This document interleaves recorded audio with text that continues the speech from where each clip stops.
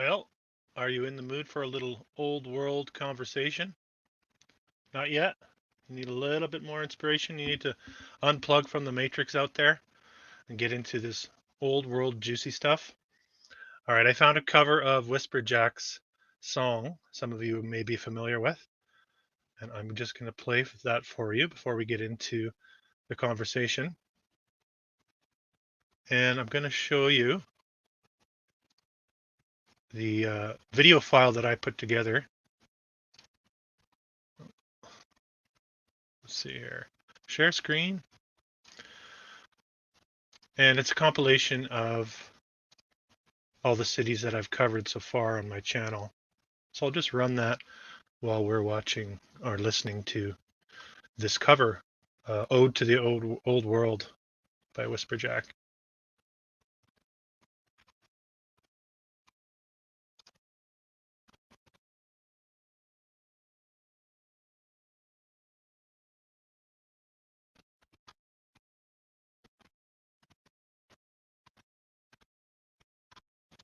I want you to know world.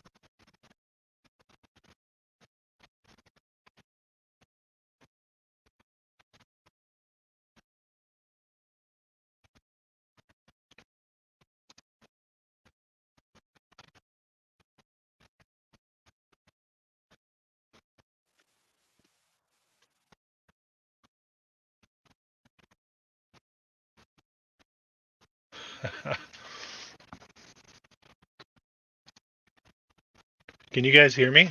I think my computer's having trouble juggling all these things at once. Let me try it one more time. I haven't forgotten the old you, and I'm not so certain things are better now. They hardly tell us the truth, and I've never forgotten the visions of old that I see in those photographs compared with their surveys. No, I won't let it go. I'm resurrecting your memory of the old world. My heart goes out to you. It is in your legend, in your virtue. It's why my heart in yours stays true, and I reject the new one. Though I'm grateful for some of the nice things we still have, I'll never let your memory fade from my mind. I'll bring you back to life in the meantime. I'll bring you back to life in the meantime.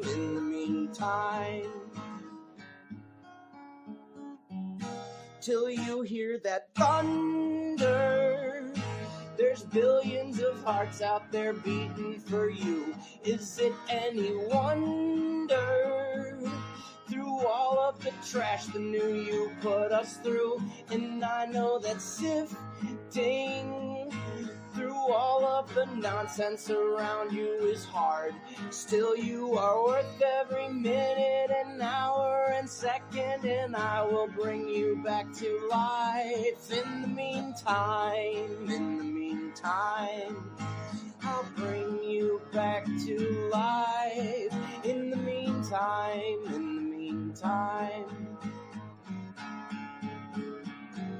So cheers to the old world, and cheers to anyone staying so true. Here's to the whole world, shifting all its perspective, focusing on you, and I offer it freely. I offer all the light and the love we have left. And from what I could tell, you know they would want to. They'll want to kill me for this. In the meantime, I'll bring you back to life. In the meantime, I'll commit my whole life to bringing you back to life. In the meantime. In the meantime.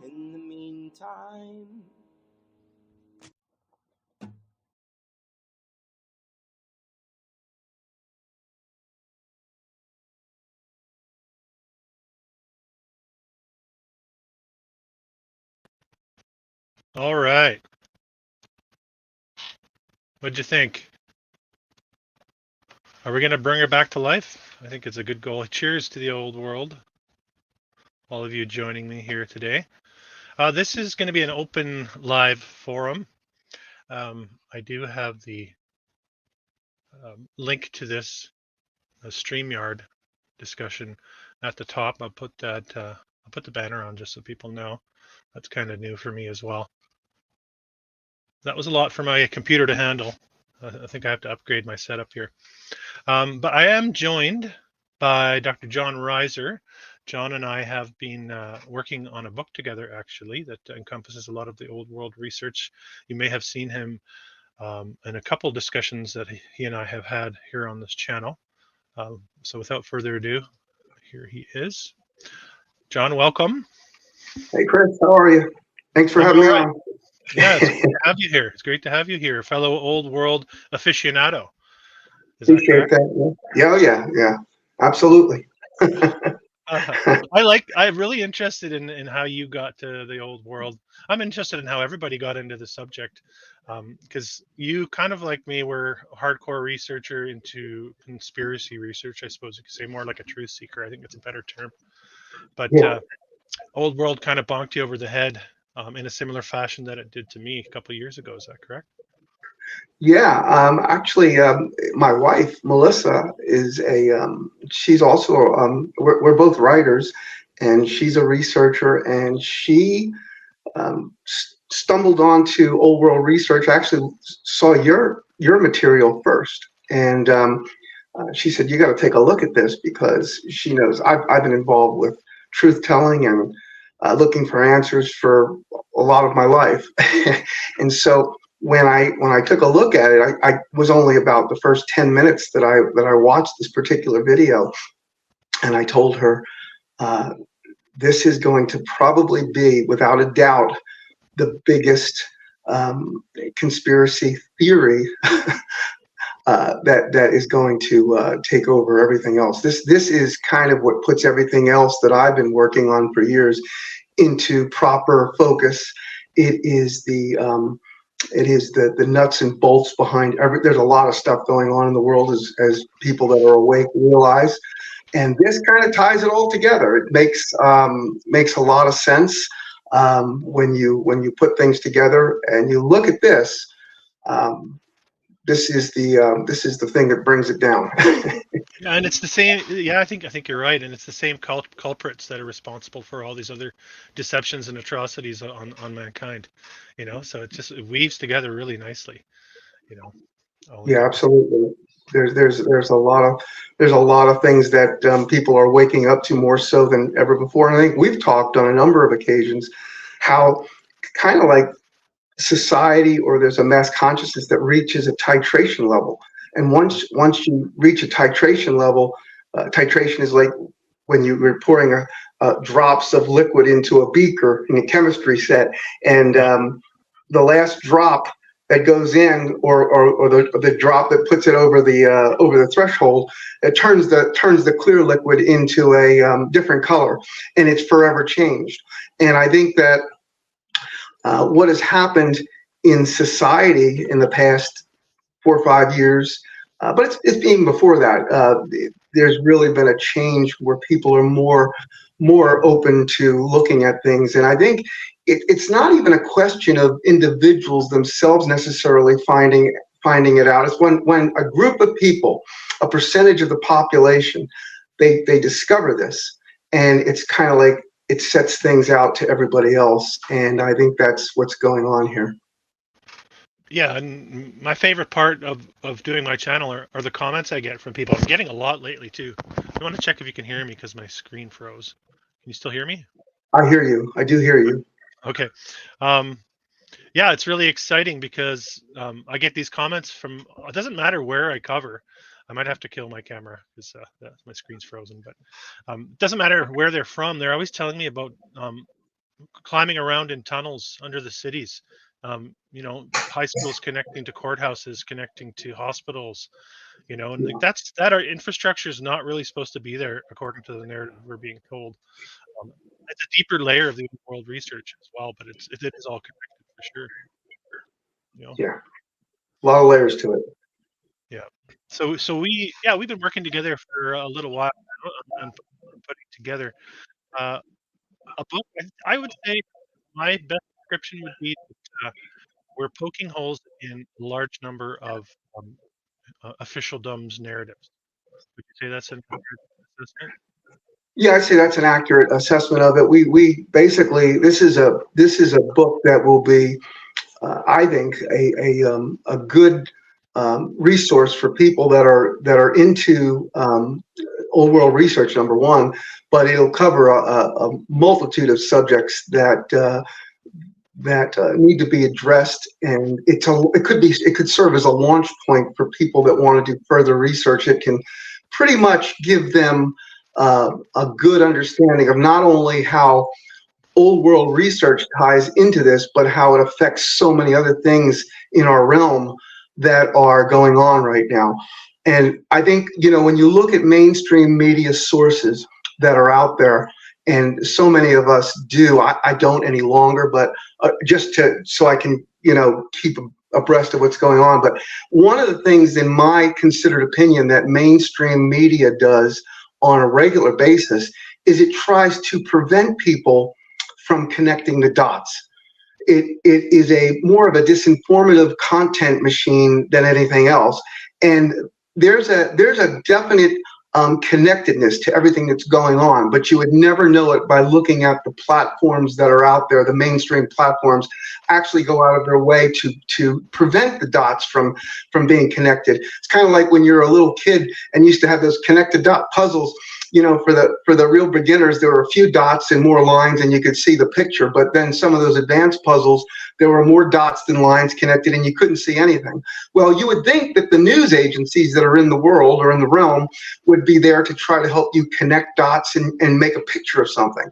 But they're doing the opposite. They're actually preventing you and obfuscating us from being able to connect those dots so that we cannot visualize what the bigger picture is going on. And there's quite a picture going on. And not accidentally, but by design, completely by design is my assumption anyway. Kathy's asking, when will the book be available?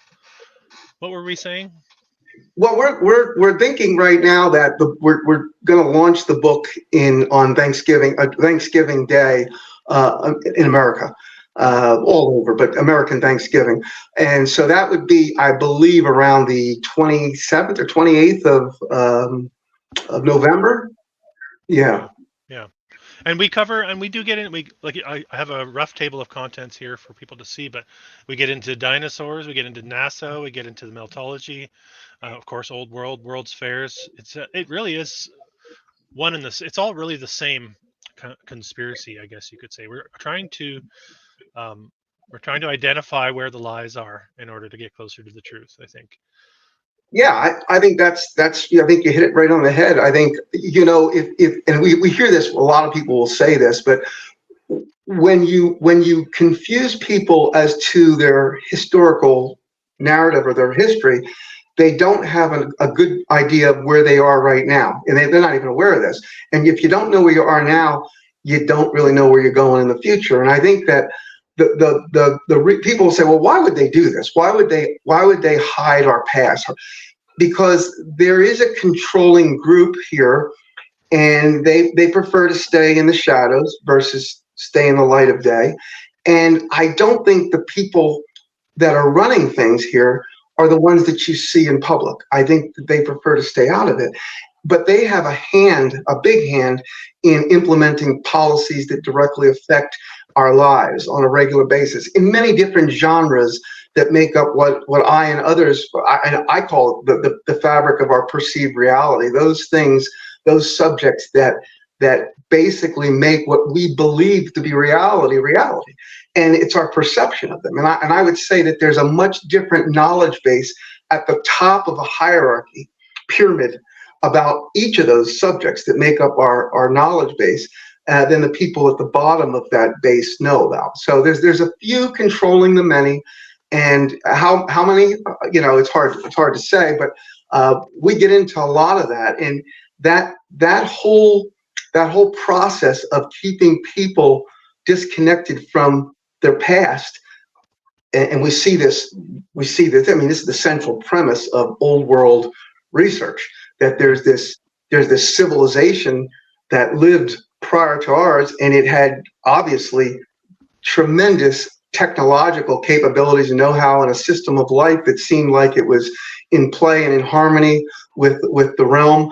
And then it's something happened, and now we look like we're the inheritors of this, not only this technology that's being repurposed all the time, but we're the inheritors of these buildings. And those that are in control don't want that narrative out there. They don't want that to even be brought up, because obviously there's been something that has happened, and what that is this is what we're trying to figure out, put the pieces back together. Despite the fact that they don't want it getting out there, it is out there, and it's spreading more now than it ever has in our lifetimes, exponentially. I think, like you said, I think the titration level is either reached or it's close to being reached. Yeah, I would definitely agree with that. Yeah, You can't deny it, and unlike a lot of other, whenever you have what they call conspiracy theories, and that's just something to inoculate the masses against going against officialdom, because people don't like to be ashamed, so they label you a conspiracy theorist. And as soon as people hear that, they say, "Oh, well, I don't want to be a conspiracy theorist," or they roll their eyes, and because we've been trained. We've been trained to fall asleep. We roll our eyes. That's what we do when we go to sleep at night. We roll our eyes. So when you see people rolling their eyes when you hear the word conspiracy, the words conspiracy theory, it's because people are trained to go to sleep when they hear things or they talk about things that go outside the parameters of conventional thinking. And so there's more people than ever before, and I agree with you, Chris, that are not worried about that now. They're getting less and less worried about that label. And forget conspiracy theories; they're just conspiracies. yeah, and I think we can attribute a lot of that to the in-your-face methods that were used during the last couple of years. The attempted World Economic Forum push, whatever you want to call it. The conspiracy theory became conspiracy fact for a lot of people. So a lot of people joined the fold, seeing that the threat was right in front of their face, and it wasn't some abstract threat that was never going to happen, but it is actually a tangible plan to reduce us, and to reduce us in every way. Basically, it became obvious. So there's a blessing in disguise there with what happened, I think. Yeah, I think anytime you as a I call things psyops when things are being played, because they're thought out, they're directed like movies. But anytime you unveil something that's a huge psyop, and it comes with risk. And I think these are smart individuals or people or whatever that are running these things. They realize that you look at platforms, social media platforms, and you look at a lot of things that we use to communicate nowadays. Everyone, in a sense, is walking around with a smart television, a tablet, or a phone, and so the speed at which information or disinformative content is put out there is really, really quick.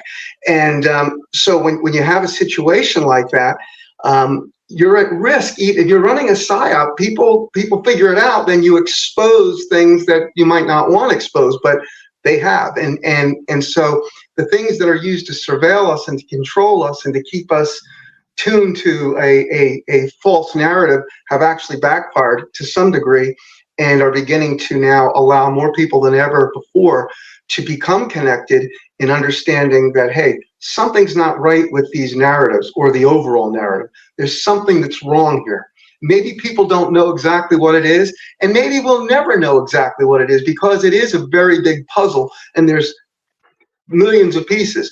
But we can begin to connect some of those dots, and we're seeing that things that have been traditionally thought of as ridiculous or conspiracy theory are now becoming, as you say, conspiracy fact.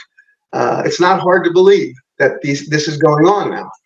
Yeah, the interconnectedness is a key part of that too. And what's interesting, and what's very new technology, is instant translation technology that's now being used, and it's allowing people to, in real time, translate into a language they can understand. And that's going to be a game changer too for the interconnectedness of us. You know. And you think about all this, Chris, and we've discussed this many times in writing and preparing our book. We've talked about technologies and how amazingly fast the technology leap has at least been perceived to occur if you follow officialdom.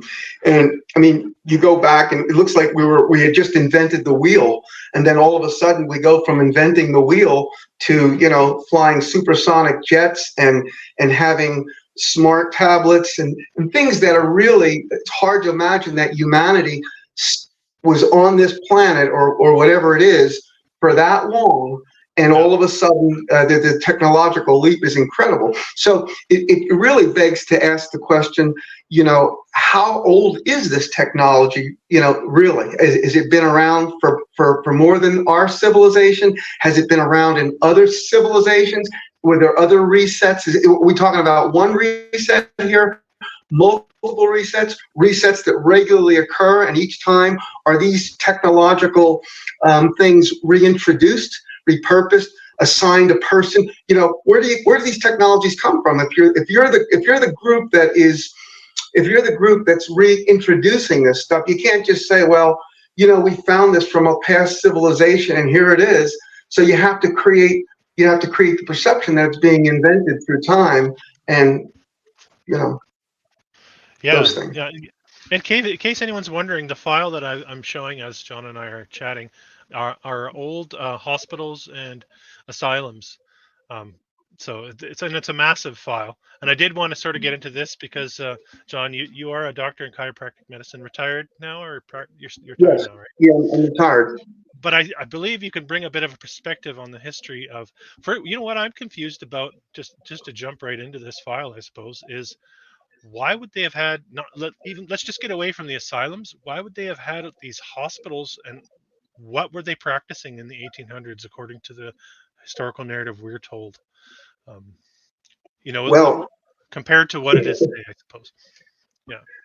If you follow officialdom, which we're supposed to follow, and which most people follow, they wouldn't really have a need to build facilities of this size, because it seems like that the mental illness industry came about all of a sudden in that 1800 period of time, and all of a sudden you had all these people that needed all these facilities. What it rings to be the truth in my mind is that these were probably re-education centers where people were placed who had a hard time going through or following with the narratives that were being implemented. If these were the survivors from, if you have a reset like that, were there survivors? Well, there probably were. And if they were displaced from other locations, and one of the places I think that it looks like they were brought to is in the United States here, where I'm located. So these buildings were repurposed. I don't think they were built at that time. They were repurposed, and they were using them for facilities to help re-educate people. It's a polite way of saying it, that weren't really interested in going along with the narrative. And they don't all designate them as asylums. Like this one's in New Zealand, for instance, and they're just calling it a hospital. But they were worldwide, not just in the U.S. That's right. I mean, yeah. But I mean, I guess my question is in the hospitals, because my impression of 1800s medicine is cut it off, wrap it up, and hope for the best. Yeah. So is that what we're doing in these massive institutions? You know what I mean? Yeah. It really, if you look at this, they say in healthcare and in physiology and anatomy that structure and function are closely associated. Well, you wouldn't think that the function would dictate that kind of a structure at that time period. I wouldn't think so. But this is what we're told. And people don't question narratives because we're of the opinion that at that time we take for what's presented as the truth, and we don't check into building permits because there probably weren't any, and we're convinced that through officialdom that they weren't necessary. They didn't do things like that at that time. Yet they built these monstrosities without any type of power tools, cranes, trains. I mean, how do they do it?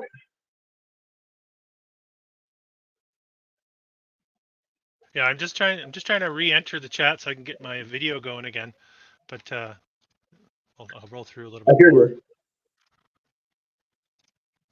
Yeah, I found a whole bunch more actually just this afternoon. This one's pretty grainy, and so this is in North Dakota, feeble Yeah. Institute for the Feeble-Minded.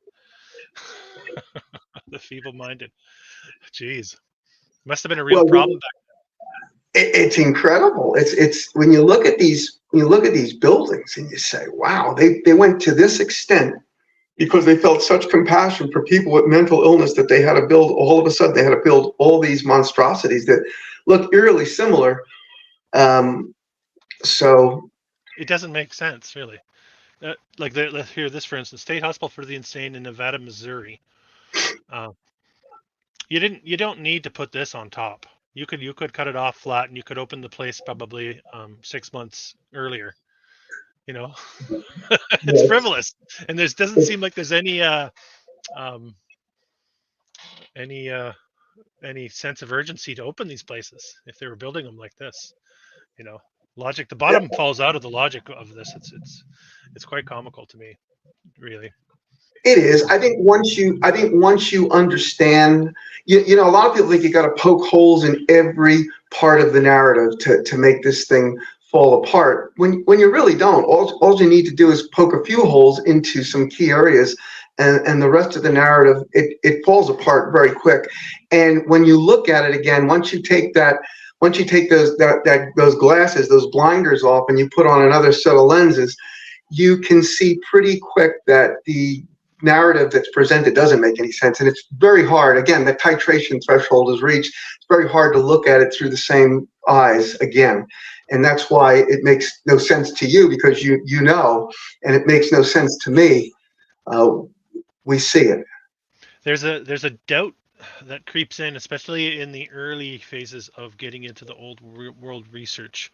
And I think they've programmed this into our psychology to doubt anything that deviates from officialdom or from the norm. It's linked with fear. It's attached to fear, and it makes you start to doubt everything you're looking at. It makes you think you're crazy, right? And I think it worked for a long time for a lot of people that were truth seekers, but got labeled as crazy and put in these institutions. I really feel for that element of humanity that has been tortured by these, these inheritors, whatever we want to call them. Yeah. We need justice, and we need some sort of peace and some sort of solution to that. It's a part of. We should all care about the fact that has happened, and want to get to the bottom of it. That's how I see it. Yeah, I do too. I think that you're very, very good summary of it. I mean, we've been taught almost to become apathetic about our important things in our lives. So many people it's difficult to make just ends meet for a lot of people. So, and they keep you tired, and they keep you hungry, and they keep you so worried. There's a constantly spreading fear in the realm, because they want you in a situation where you don't have time or the energy to think of the more important things. We fill our pastime with sports, and and entertainment and Hollywood, movies and television programming, and all of this stuff.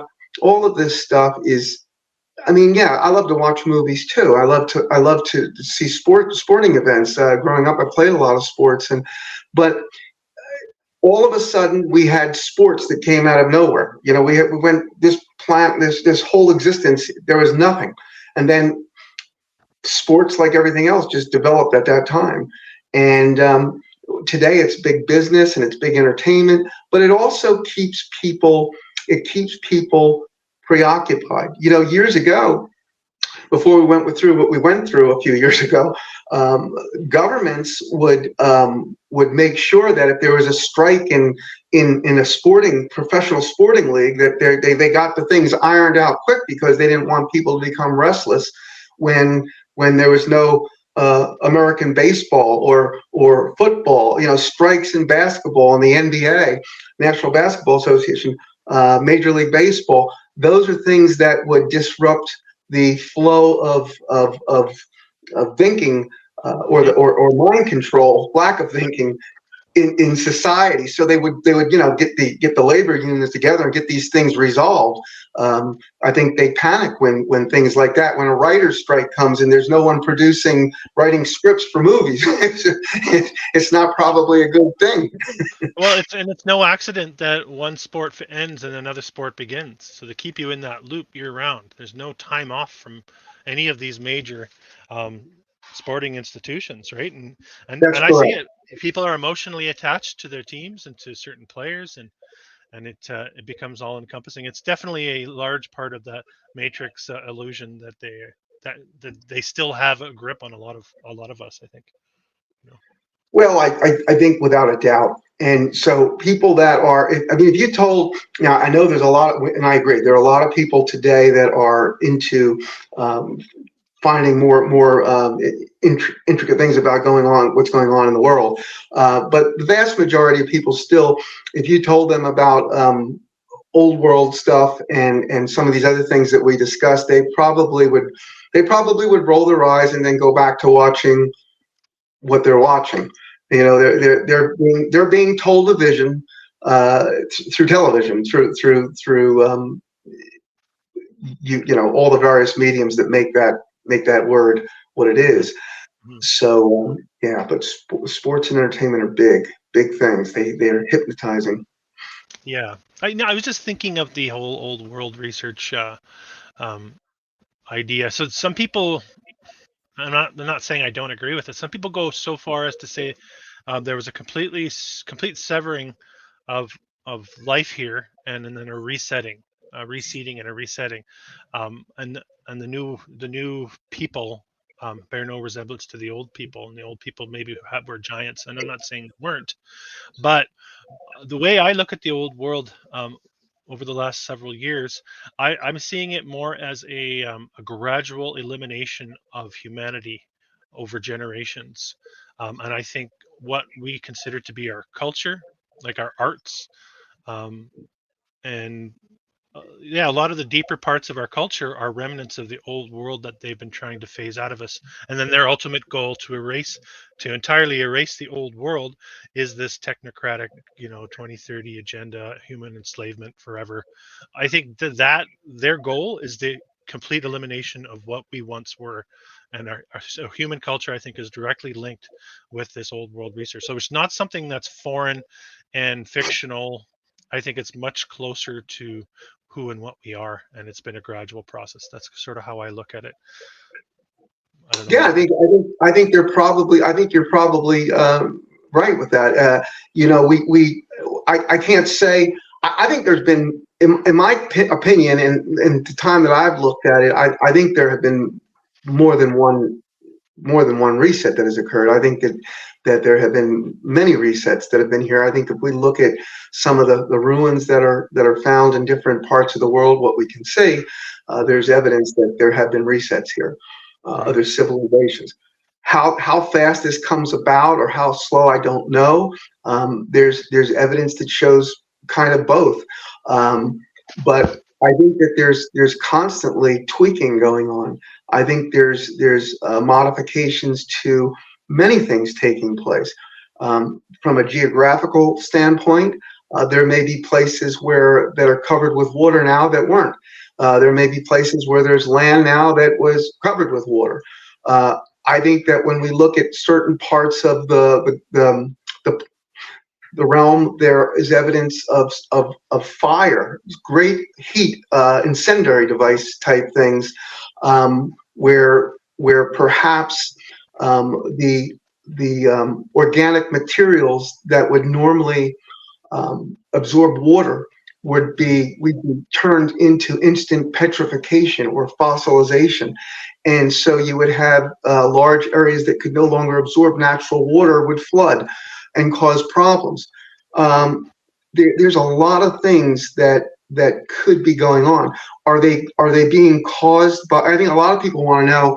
Big question I always comes up in my mind: are these things organic in nature? Are they part of the design of where we are? Do they happen on a regular basis, or are they in fact brought about by a controlling group? And in either case, does the controlling group have a timing mechanism about when these things happen, if they do happen on a regular basis? Maybe they don't. Maybe they don't happen on a regular basis, but maybe they do occur. They've occurred, But those are questions that we not only want to try to explore, but try to solve, because it would be nice to know if there are things that have happened in the past, if they're going to happen in our future.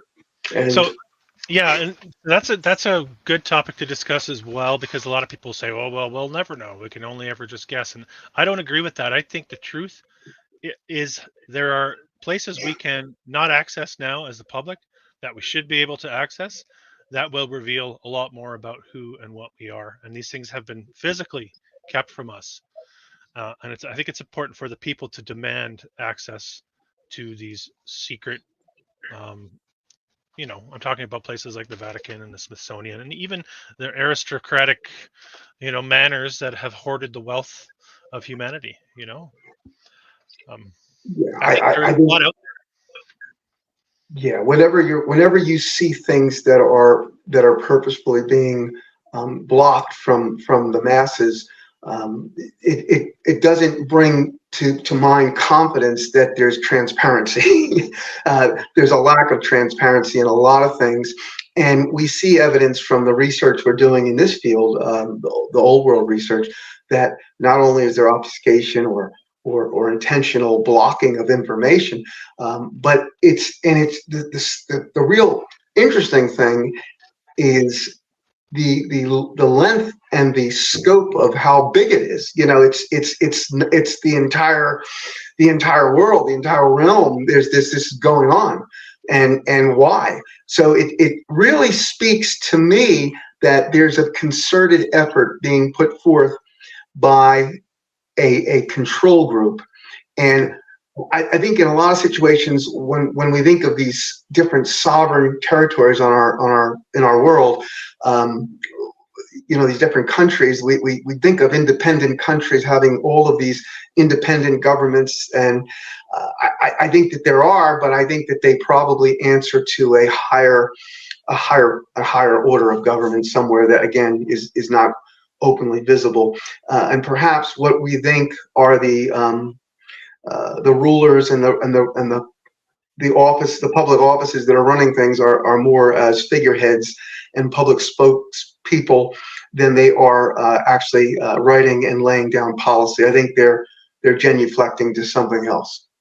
Definitely, and there's that gets into the spiritual aspect of it too, the dark and the light of it, and whether you choose to be parasitic, I suppose, for personal gain in this 3D matrix reality, or you understand that this is just a simulation in a lot of ways, and you have to sort of you're able to get past that.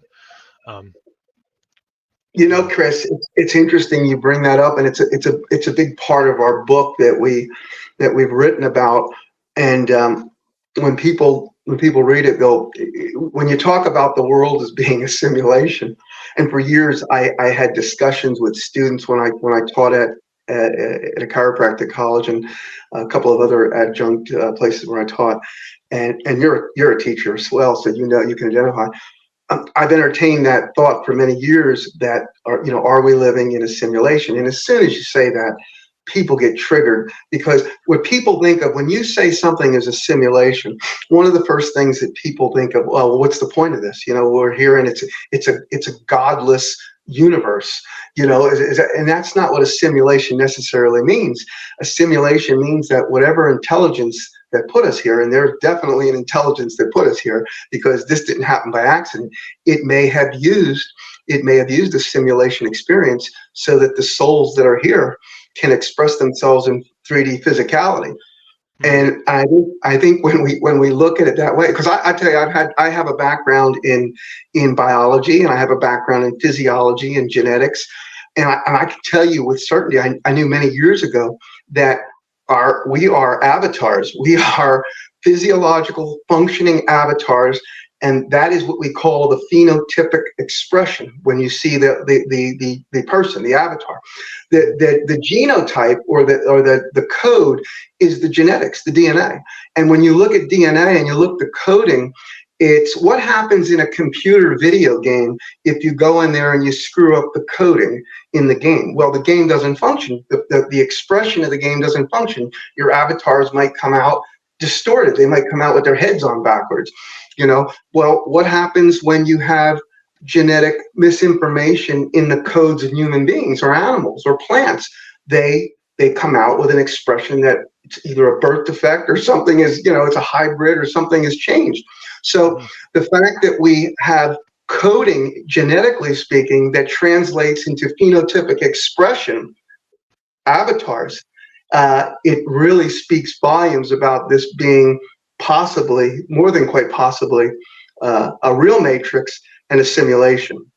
And that the intelligence that put us here used this format so that we could garner experiential knowledge in a real matrix, not just the one that was in the blockbuster movie, because that movie really does a tremendous job of explaining, in my opinion, other things that could be going on. Not that we're being run by machines, but Yeah, artificial intelligence, like it's an iconic movie, and I mean, a lot of people can relate to the concept that they're trying to convey in that movie. And I think that's why it gets used so much as an analogy for the world we live in. And that's sort of how I started the broadcast today was um, I'm trying to warm people up. I'm trying to encourage people to get away from matrix thinking. Maybe you're coming home from a long work day and you're in the stress of the 9 to 5 and the clock, and it's yeah. harder for us to see outside the matrix when you're stuck in it. And a lot of us are stuck in it. We have to work, we have to feed our families. And you So can't see. You can't always see the matrix because you don't have the skill set necessarily to be able to unlock the codes. But I saw one of your posters on here just talked about the Fibonacci sequence, and Fibonacci would represent the parts of the code of the matrix that are not living avatars. So when we look at, for example, we look at and part of the living as well. The Fibonacci's in everything. You can look it up, the mathematical code, and it turns into a spiral. And we see it in seashells, we see it in the nervous system, in the anatomy of the spinal cord, we see it in fingernail, we see it everywhere. Fibonacci is everywhere. It is the sequence, the mathematical sequence that is transcended into the matrix. And so between that and the genetic, the DNA, you look at the DNA, the double helix of the molecules, and it looks like a radio antenna. It's pretty interesting how we look at all these things, and what do we see as reality? We look at the reality of the world. We do so through our brain. Our brain turns and transforms these frequency signatures that come into us into intelligible images. And the same thing with hearing, and the same thing with tasting. The molecules, they fluctuate between frequencies and particles. So we are living in a very, very solid world, or at least it appears solid, but how solid is it? Is it connected to frequencies that at just the right level can be turned into a solidified form? And there's a lot of evidence that says that that's the case. hmm there's something about the buildings in particular, which is why I focus on it on my channel, that seems to have the ability to unlock that matrix, or deprogram a bit of the matrix frequency in people. I get it in a lot of comments. People that never considered, but how grandiose these things are, the difficulty of what it would have taken to build them, and the locations, it seems to be triggering something in people. Say, having people step back from that matrix programming and understand that that something's not right here, because it's just a starting point. Something's not right here, and once you get to something's not right here, you can kind of explore other areas. So that's one of the reasons why I stay on the buildings personally, also because I'm a carpenter. But it seems to be an obvious entry point into this deception, you know. And I would agree with you. I would definitely agree with you. I think, again, we talk about structure and function. So they probably didn't build these with a specific design in mind just for the heck of it. They probably have a big thing to do with function. And we see that in many different things. So I think you're very accurate in your assessment. And I know in talking to you for now almost over a year or longer, that you know what's going on, and that a lot of it has come through to you by studying these structures. And I think that's a good place to start.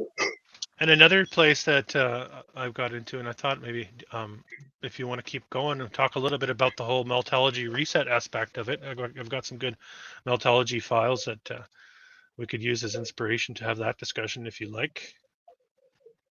Sure, Um, sure. these ones I also think, blew yeah. me away right off the hop when I started getting into this. Um, it was obvious to me too that something's not right about what we're seeing with a lot of these structures. Yeah, I mean, you look at them, it's almost like it looks like they've been hit by something of tremendous heat or something that can change um, the composition of the chemical composition of the block. Um, there's a lot of evidence of that, and when you look at that, it speaks again. It speaks volumes of there being some type of really catastrophic event that happened either realm wide or regionally at different times, and uh, the chemical composition of the rocks or the materials after this has happened leaves part of it looking okay and other parts of it transformed. So you see this in mountains, you see this in places that otherwise you say, well, that kind of looks like buildings with windows, but yet you say now it must be just the natural formations of the geology, but maybe not.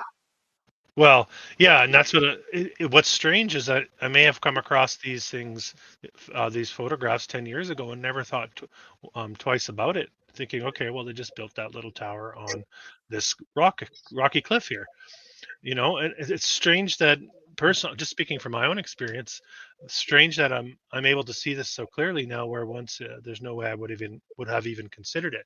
And I think that's that matrix programming that we are deprogramming that is allowing us to see what was always in front of our eyes this whole time. Yeah, again, what we have been taught, what we have been taught from the earliest days that we can remember, they become part of you, and you become invested in that narrative or that paradigm, and it's hard. It's really hard for people, anybody, all of us, even people who educatedly know that this is going on. It's hard to remove yourself from something that you've been invested in for so long. Where did you get this information? We're all the disciples of unverifiable information. Anything that we know other than what we see with our own eyes, and even maybe then, but we get this information that we're told from going to school in public indoctrination centers, and we get this from teachers, we get them from religious leaders, we get them from newspaper, from friends, from parents, and we're told things that we believe, and we climb into these boxes, and after a while we're living inside these boxes, and they're very rigid, and it's hard to get out of them, because when you try to climb out of these boxes that make you think within parameters that are conventional thinking, as you try to climb out of these boxes, there's people out there that are trying to hammer you back into them. There's policemen and women that want you to stay in the boxes. But if and when we're able to climb out of those boxes and do some of our thinking outside of those boxes, it is then when we are able to critically think again. And when we can critically think about things, we may be able to move away from those paradigms that we have been taught that might not be as truthful as we once assumed. I do want to say too, if anyone wants to join us for a verbal conversation, you don't have to show your face, or you can if you want. You're more than welcome to. I do have the link at the top of the chat, at the very beginning of the chat. So I just want to keep that invitation open. I'll be doing that with future lives as well. I find when I have conversations with people like John and I, when we converse, I come to more concrete conclusions, or maybe not conclusions, but more options seem to arise when you put heads together. I find we all have different perspectives, and when having that, like we talked about earlier, having that ability to communicate is a real luxury. So I want to keep that avenue open. I want to let you all know in the chat, or anyone who's watching, that you are welcome to join for a conversation on this topic. Maybe you've had no one to talk to about this ever. You can talk to me. And John's a pretty open guy too. He's a pretty open-minded dude. So I just want to keep that invitation open as we move forward. Yeah, Chris, like you're saying, we're putting out a book, and we're going to come up with our own ideas and our own thoughts and analysis. But it doesn't mean by any stretch of the imagination that we're 100% or 50% or 1% right. We're doing what we think, and it's our opinion. And other people have just as many opinions, and they should be welcomed, and not feel that because you say something that differs from somebody else, that they're wrong. How can an opinion be wrong? It's an opinion, and we don't have all the answers. We're trying to figure out the answers. And I can tell you, Chris and I and my wife Melissa, who's also working on this book with us, the power of collaboration is amazing. When you put three heads together, there's an energy that just doesn't exist. Like when a lot of the times when I'm doing my writing and things, it's there, but it's always nice to be able to have communication and input from other intelligent people, and so yeah, that's a big thing. Mm-hmm. So we do have bones don't turn to oil. You can chime in if you want to, whenever you want, but I've thrown you in the chat.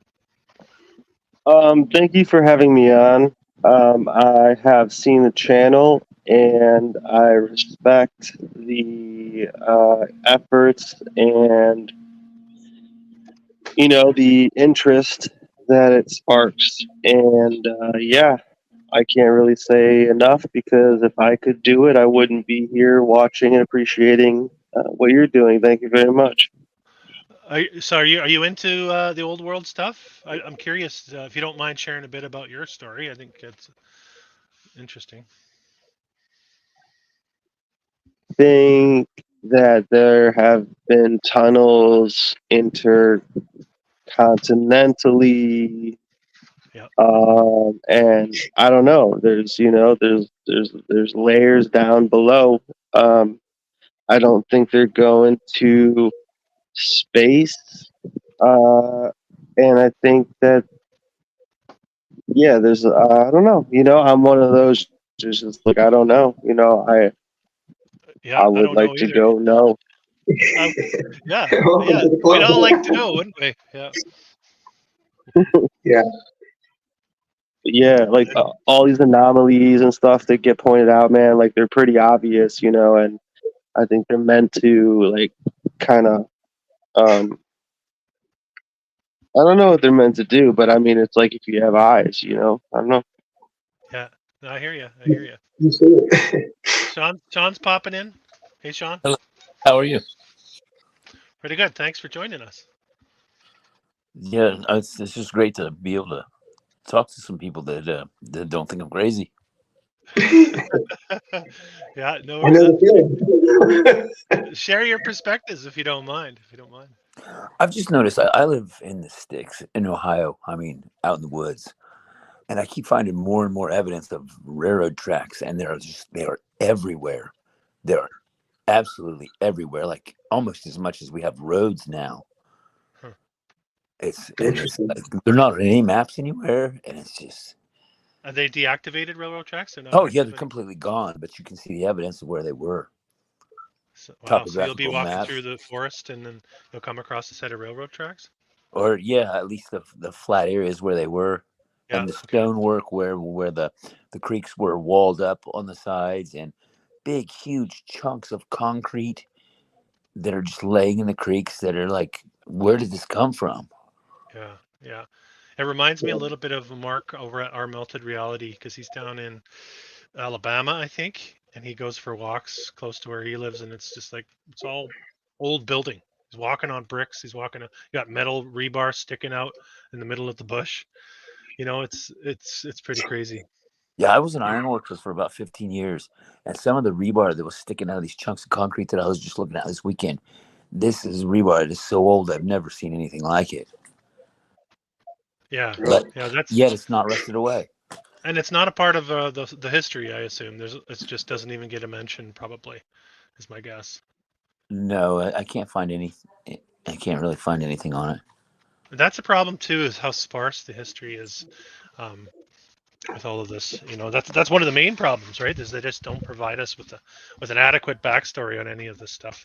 They just want us to not care and keep our eyes off of the good stuff, I guess. Keep us You know distracted. what's amazing? What's amazing, Chris, is you can't find out what's going on in Ohio, but they know what was happening in the 1225 in this building, you know, in the Cologne Cathedral in Germany, and they know exactly the dates where everything. You know, it's incredible.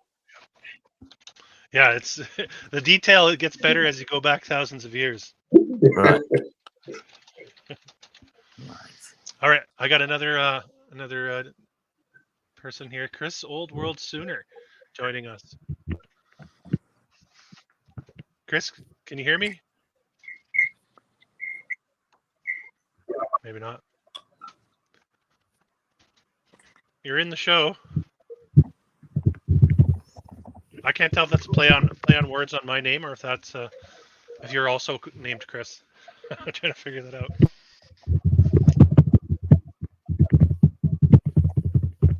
All right, I'll pull that one off. So Sean, you're in Ohio? Is that what you said?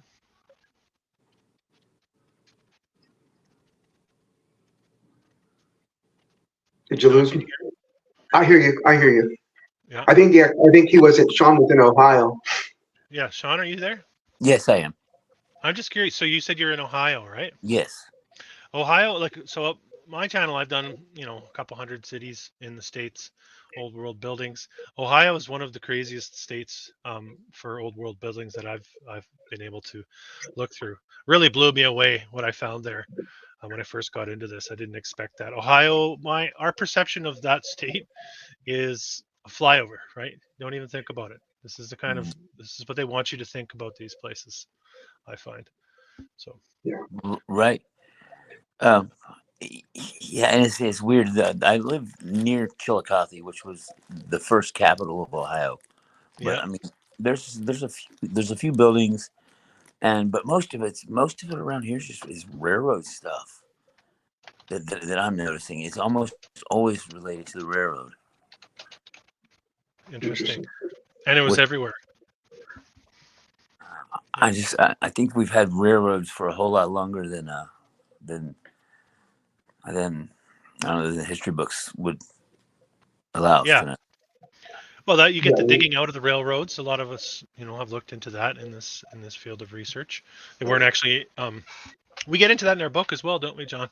Yeah, we get into a pretty good, and again, we get into the subject of, you know, repurposed or reintroduced technology, and you know, rail car and railroads are definitely a part of that. Air travel, dirigible, even the subject of talk about technology, even the subject of photoshopping pictures.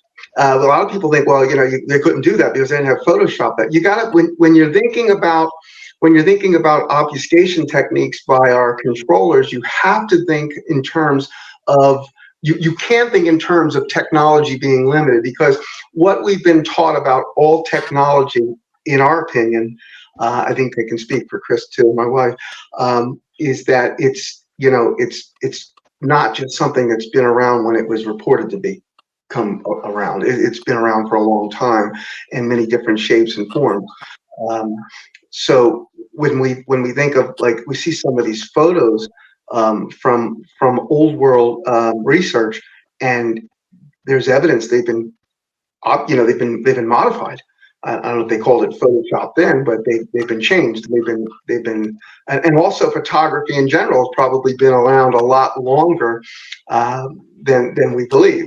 and if that's the case, and maybe in many resets. So just something to consider. That railroads definitely, and a lot of the transportation system. We talk about dirigibles and the airships, that they've been around a lot longer than people once believed. Yeah, yeah. Okay, I'm gonna try and bring in Chris Old World sooner. Can I exit? Yeah, thanks for stopping in, Sean. Oh, no problem. Thank you. Yeah. Hey, Chris Old World sooner, can you hear me? We'll try this one more time.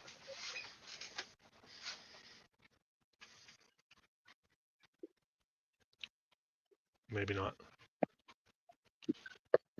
Just have technical difficulties. Yeah. Chris looks like he's muted. Oh, you're muted. Can you take yourself off mute? There you are. All right. There you are. Hey, Chris Old World sooner, can you hear me? Yeah, this is the first time I've ever seen anything like this. This is really cool. Do you guys have any opinion on God? Is it how does he fit in? Chris looks like he's muted. Oh, you're muted. Can you take yourself off mute? Oh, we're getting sort of a feedback loop here. There you are. Can you turn off maybe your YouTube, the one you were watching? First time I've ever seen anything like cool. That's what we're getting. We're getting the feedback on he's watching the YouTube and he's I opening the think chat. he said that he had never seen anything like this subject before, and he says it's pretty incredible. And then I think he said, "Do you have an opinion?" And I lost him when I don't know if he said God or. I think it was God. Yeah, it was God. Yeah. Want to know if we had any opinion on God? Where does he fit in? Yeah. So, well, he's gotta fit in somewhere. Better than the alternative is what I always say. Yeah. Again, we were talking before about simulation theory, and one of the big things that people hate about simulation theory is that they feel it means that there's it's a godless place that's just here by accident, and obviously that's not what we would mean by that in any stretch of the imagination. I don't think that's the case. I think the fact that this would be a simulation or a construct would show intelligent design, and that whether you want to call it God or fine, it would have used this platform to create so that the souls that are coming here are able to experience physicality. I think, yeah. It's similar to what a lot of the flat earthers say, that it brings them closer to God, because the heliocentric model, and the well, we get into this in the book as well. We get into Darwinism, and we get into the lengthening of time, the stretching out into vast amounts of time and space, is what takes us further away from God. Or the concept of God or a creator, right? The same thing, really depends. I think the goal is to make it look like we're so insignificant in the realm of things that you're just an accident. We started with an explosion, right? We started with an explosion, and that explosion led to constructive materialism. Well, I always tell people, I said, you can take a look at anything that's been detonated, and you can pick up the remnant debris field, and it doesn't look anything like what they're alluding to, the formation of the planets and the celestial bodies. If that came from an explosion, I'd highly doubt that. But that's what they want you. That's what they want you to believe. They want us to believe upside down. So we got Renegade Seed jumping in here. How are you doing? I'm doing good. I've been enjoying the podcast. It's been great. For me, this subject matter, I think, is the end all of all conspiracies. And I'm a biblical cosmologist and a Bible literalist. And I think that this is proof of the millennial reign. that Christ returned in 70 AD with fervent heat and melted everything. And the more I look into this, all this, the construction, the buildings, that was during when Satan was bound for 1,000 years, and Christ ruled with a iron rod. I don't know if it was figuratively or spiritually. Some speculate the North Pole, the camp of the saints, but they built all this, and it's the end all, like how I see it. This was the millennial reign.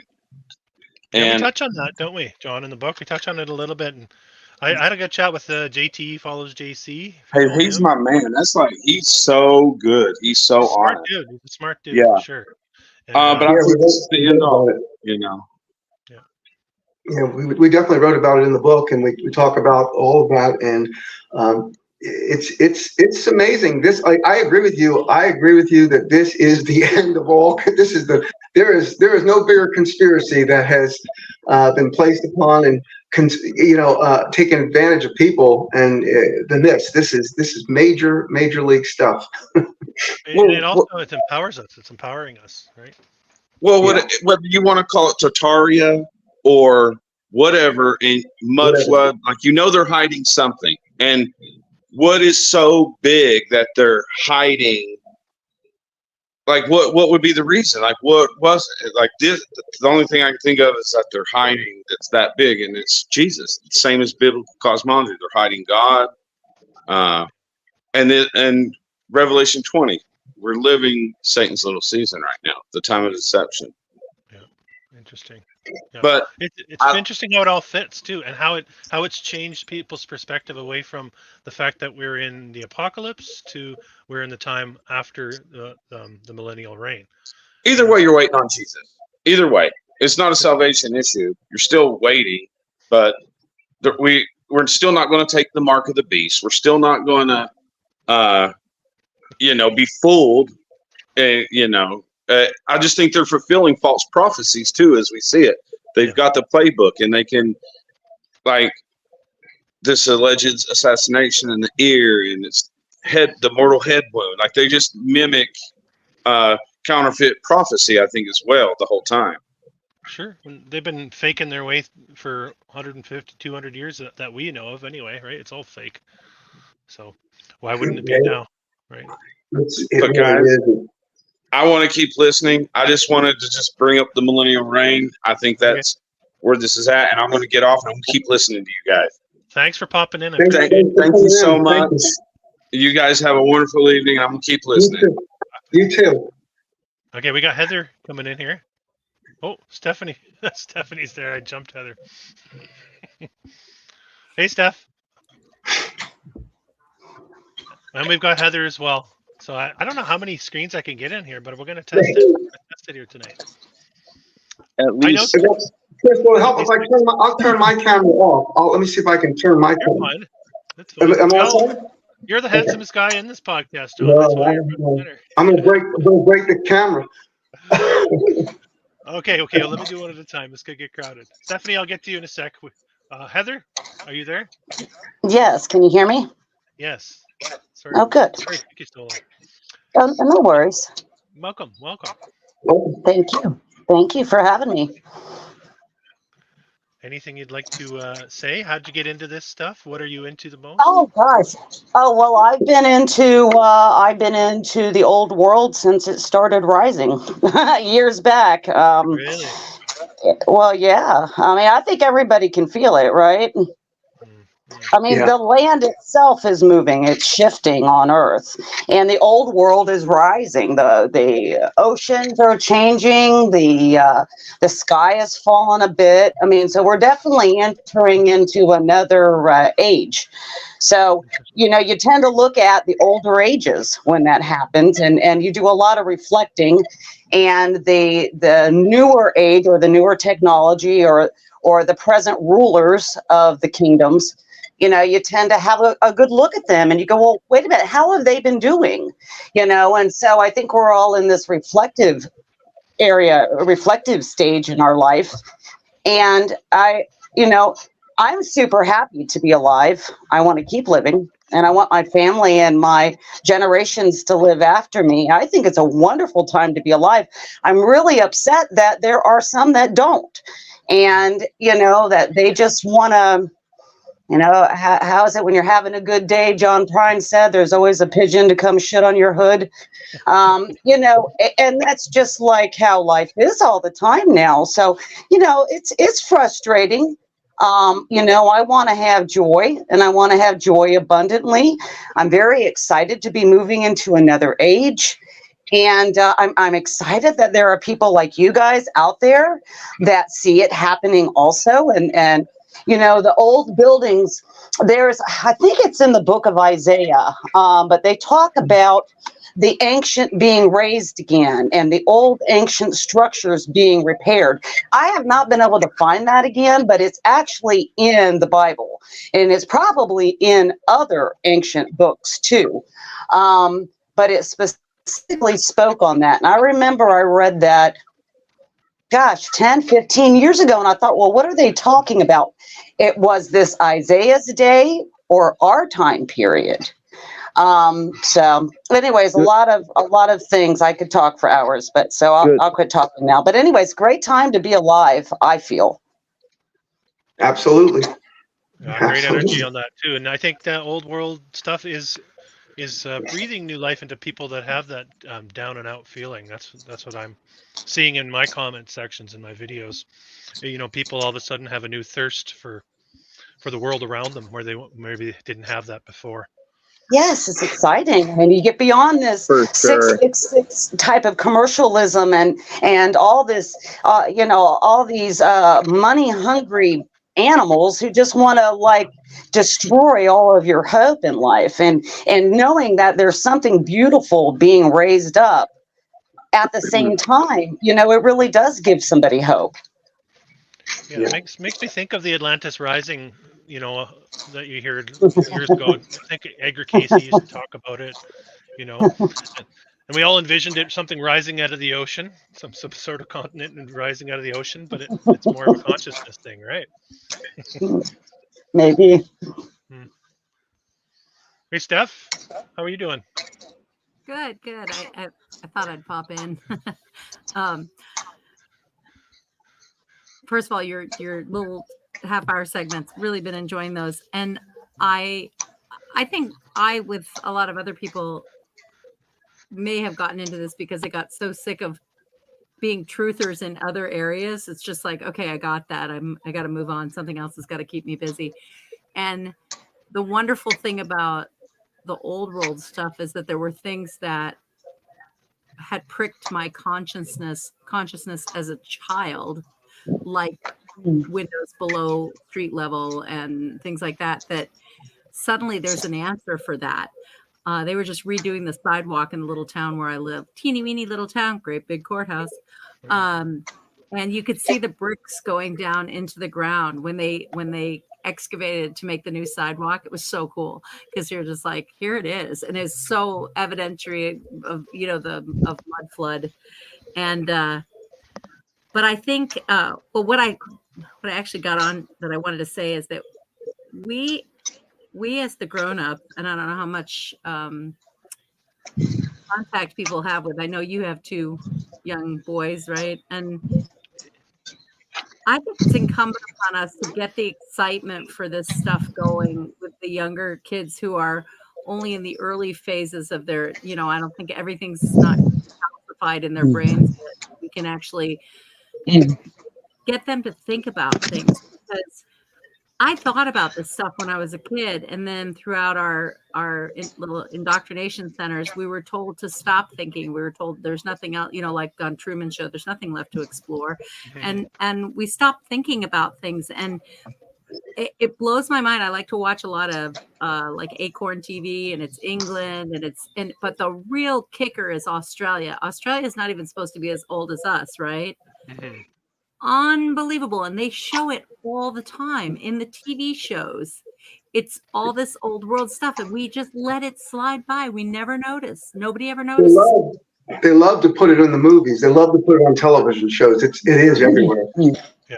It's a weird thing. And but kids never ask about it, just like we didn't ask about it. It's like, well, that's kind of weird. How in the heck did that come into being in Melbourne, Australia, or any other teensy weensy supposedly low population area, and then you find these grandiose structures, and even though we saw them, we didn't ask because they stole our curiosity from us. So I feel like everybody that has any contact with younger people should at least make the suggestions to them. Hey, have you ever thought about that building? You think that was really built when they had horses and buggies? And I do have a lot of contact with kids because I teach, but it's wonderful to see the spark of curiosity that pops into their heads and then they start talking about things that they were thinking about. There's the streetcars, like talking about how things moved way back then. Well, they had all those streetcars. How'd they get them around? And we've got these stupid pictures of them, being pulled by horses. It's silly. It's similar when you get into the flat Earth and get away from the heliocentric model too, because I've seen it in young kids, friends of my children, who are deathly. They actually have nightmares of black holes. They can't sleep at night because of the concept of a black hole and asteroids hitting the Earth and destroying us. That's right. It's a constant state of fear, and that's why I reject that model. Right. Just because that's the energy surrounding it. I just read a book. I put the book in the comments, but I read a book called The Indoctrination. Let's see. The German guy. Everybody should read that, man. It's unbelievable. So it's a little academic, but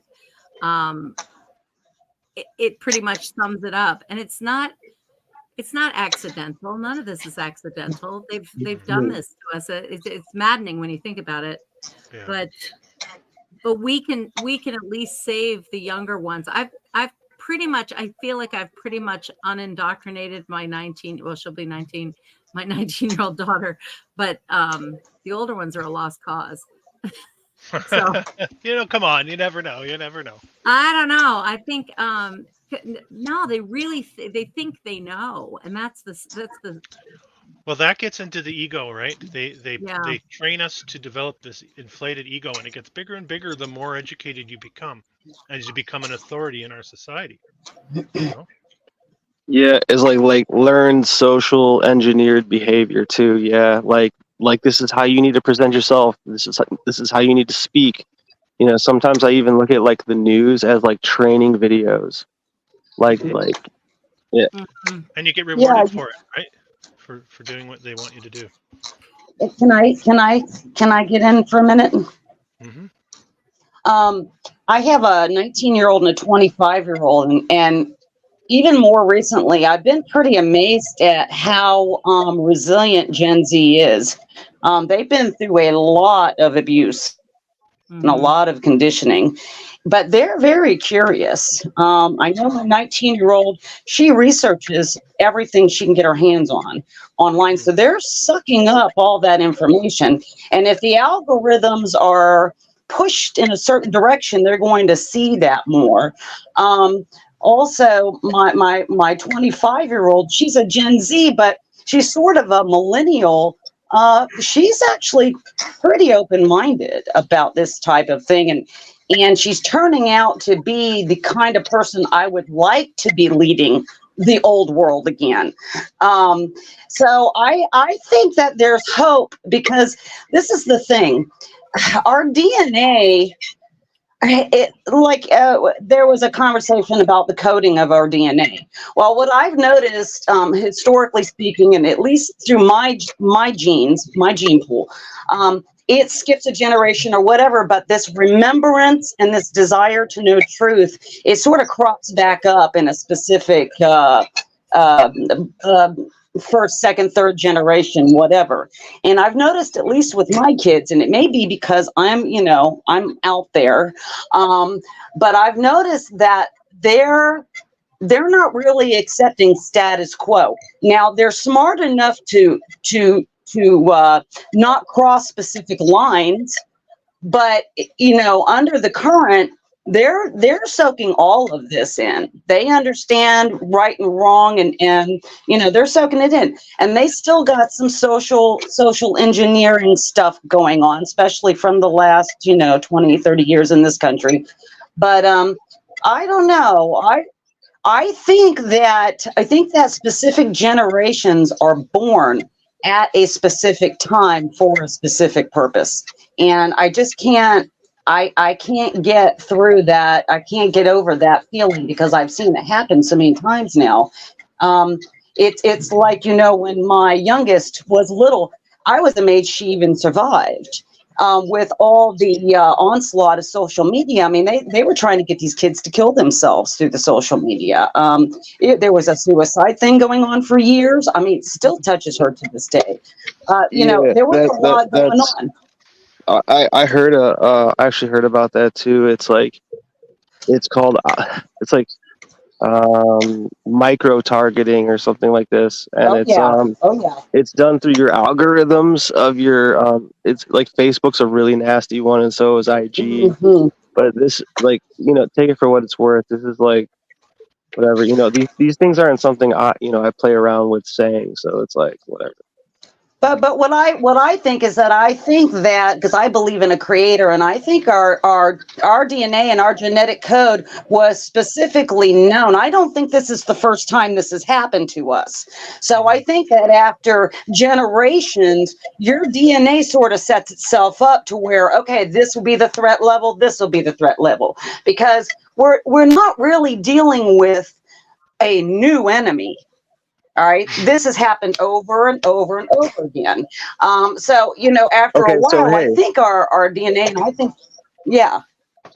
I mean, I just wanted to, I don't want to take over, but I do have an interesting take with the use of technology, because it really kind of isn't neutral, and it also it's just this it's not an argument, but it's this philosophy that exists about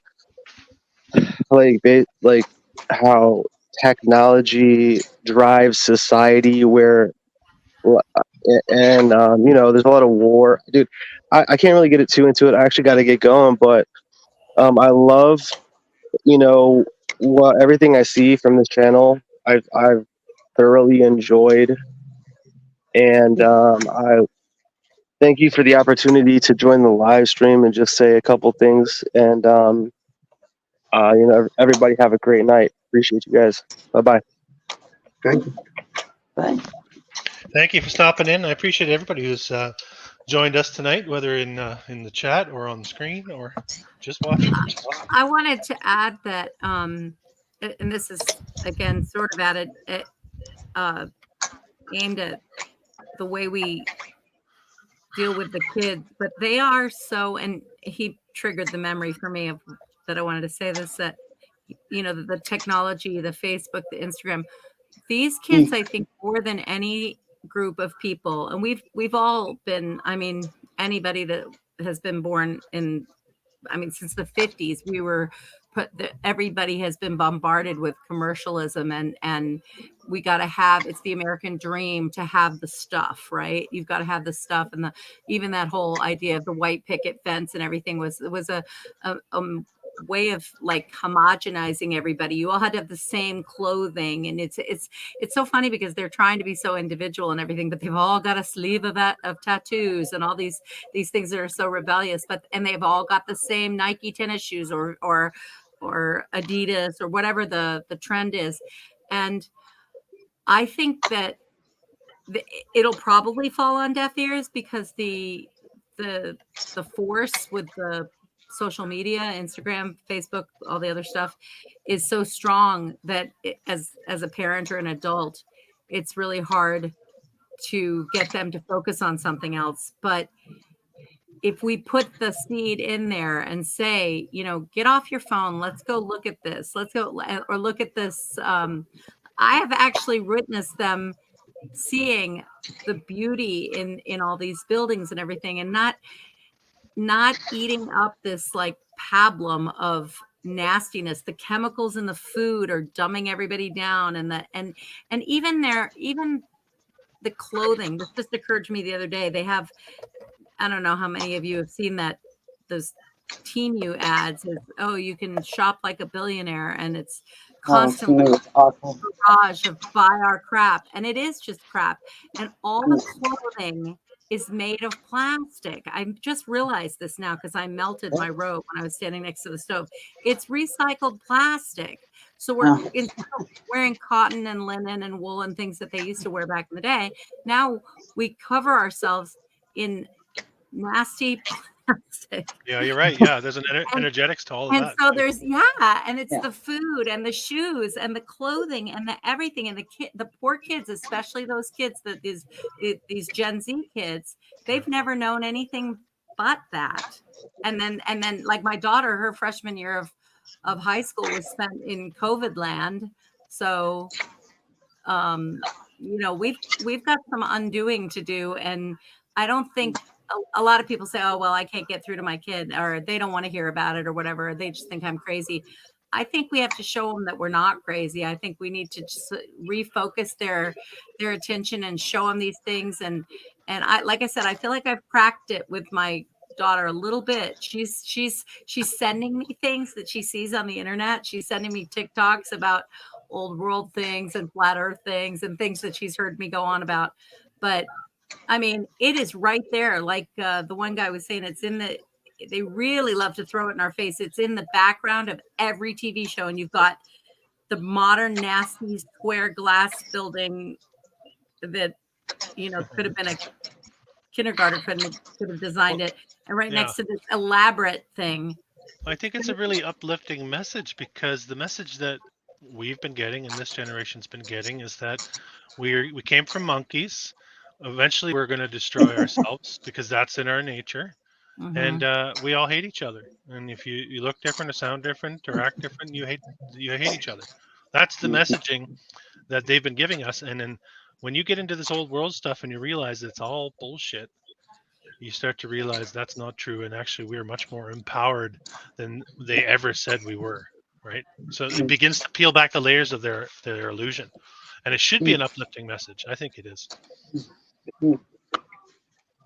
I agree.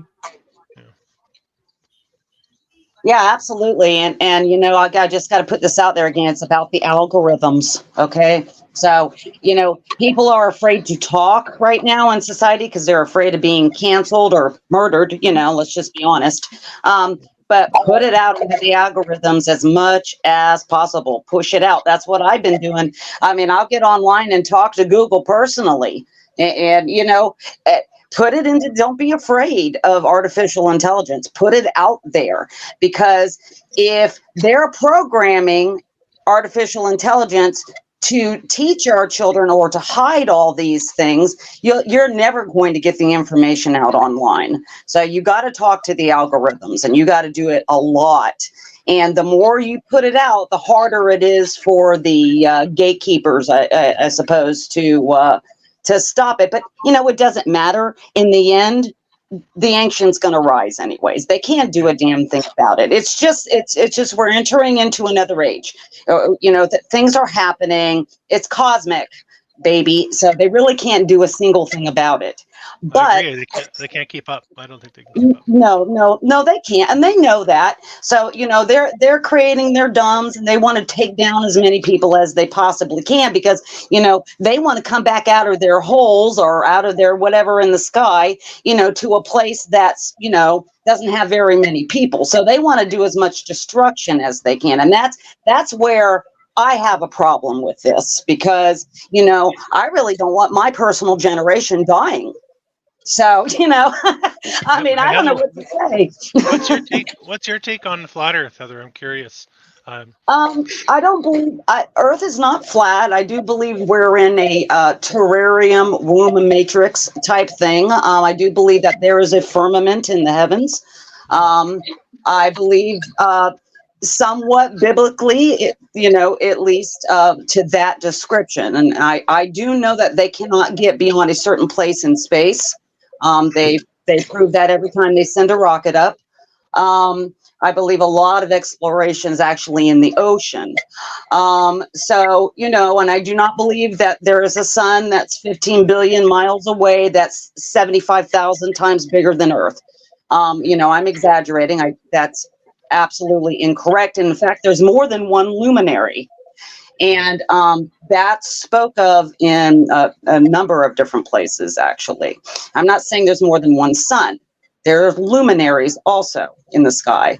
But yeah, I tend to lean more towards even ancient Indian, Sanskrit. Is that the right word for it? Some of those old things. Some of the old Hebrew. But you know, a number of different places. I guess you know. I mean. My upbringing, I never really believed it. I believed everything that NASA told me. But, you know, as time progressed and, you know, I found out who I was, then I was like, well, you know, obviously a lot of that is not true. Now, there might be a place, there might be a sun, there might be something that they're referring to that they call that, but it's not, I don't believe it's the reality we live in anyways. Not here in this portion.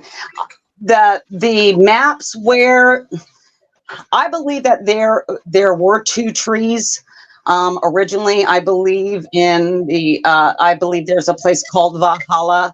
I believe that there is an old tree of life. I see evidence of a massive tree and massive tree trunks all over the earth. And I believe that there were huge ancient trees, that this was a garden, but I also believe that the garden is not here. It's in another place that's still guarded. I don't think anybody went back to the garden. I think we're in the land of Nod, so to speak, or whatever you want to call it. And I think they're desperately trying to get back to that place, but you know, they would just mess it up right now. So. But yeah, I do believe that there's a huge ancient trees. Many of them were cut. I believe that the tree of life exists. And I can see the evidence of it. There's this one fella, I know I subbed to him. YouTube might have deleted my contact. But he did this one exploration of a couple different islands. And I know he went over by Madagascar, somewhere in that area. And it wasn't Madagascar. It was the other one on the other side of Africa. I forgot what that little tiny island just east on east side of Africa is, down there, southern Africa. But there was all on the ground. You could see the evidence of huge, giant leaves everywhere. It was very obvious from looking up, you know, from above looking down, that there were massive leaves. So I believe that we're in an ancient desecrated grove. That's really interesting. And there's tree roots everywhere. So most likely we're at the bottom of the tree root, and it's a hill that goes up. I'm not quite sure. Yeah, of course. It's an interesting perspective. Sorry, go ahead. I just have a question. Well, I'm always the last to know. Heather started with, well, I don't believe the earth is flat. And then you proceeded by talking like everybody who does believe I don't think anybody that calls themselves I don't like flat earth. It sounds stupid because it's not actually flat. It's got topography. But I don't believe that we're on a spinning ball hurling through space, and I don't believe anything. No. The Earth doesn't, well, I just want to clarify really quick. The Earth doesn't move, and I don't believe it's a ball, but I don't believe it's a flat plane. What I think is there's massive hills that go up. I don't know what the round structure of it is, or the structure, if it's round or oval. Maybe it is a turtle. Okay. I have no clue. All I know is that there's some, go ahead. Well, I was going to say, what about, sure. 70% of the earth is water. Water lays level. Like we actually use water to make level. So if 70% of it is level, then it's kind of undeniable that it's more flat than not. So what do we think about other lands? This is for all of you. Jump in, anyone. sure you've all Out- heard, flat Earth day gets outside. into it. Yeah, outside Yeah, of the outside of ice wall or whatever you want to call it, beyond our knowledge. I think it's plausible.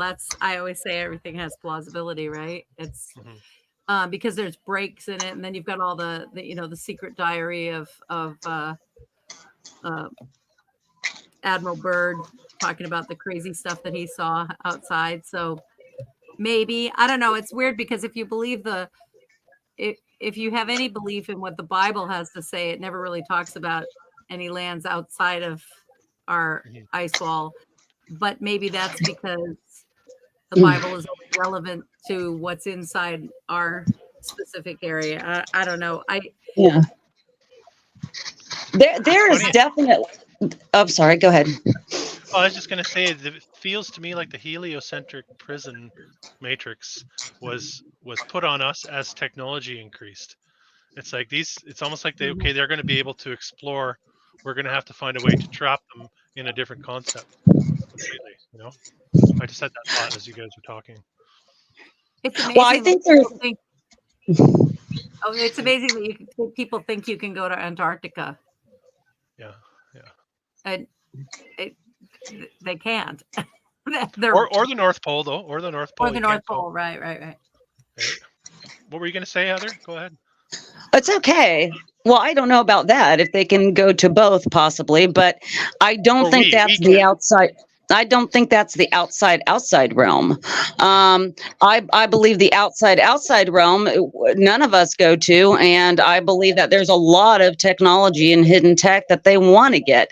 I also believe that there are portals that go back and forth between many of these realms, and in the Bible, it's called windows. Now, they're spoken of as windows to heaven, but I believe that there are other windows. There's also portals that go into the earth itself, and there's caverns, and there's holding tanks essentially in the earth.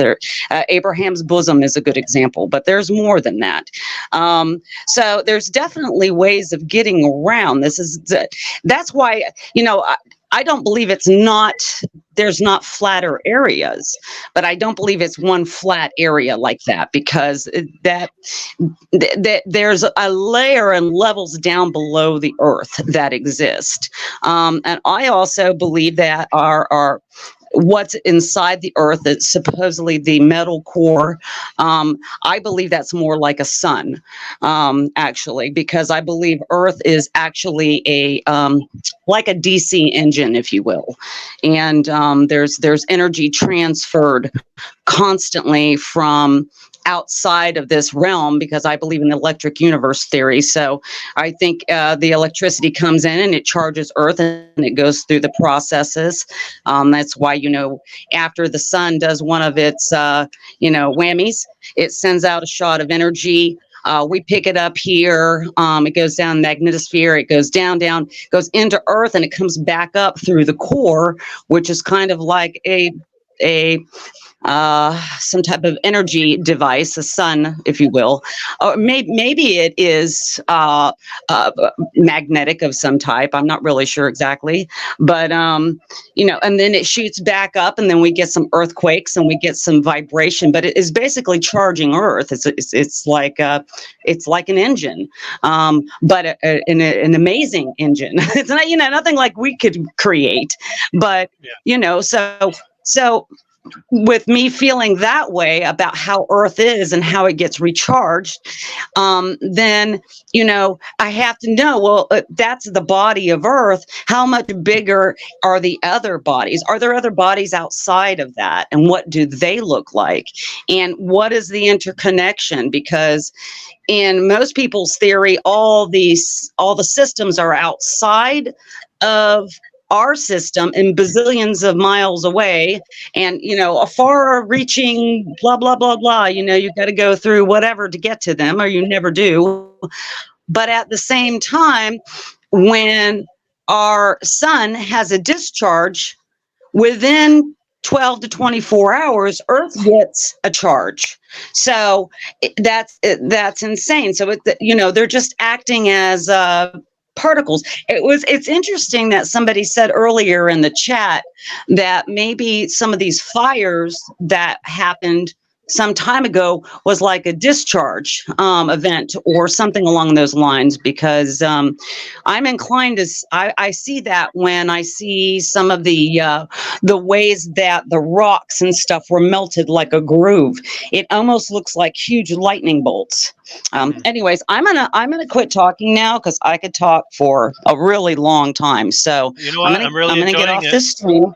Thank you, Heather. Well, I am really too. enjoy your perspective. I am too. Well, I thank you, and I enjoy you guys' perspective, all of you, and thanks for letting me talk. Thanks for being here. All right, have a good night. All right.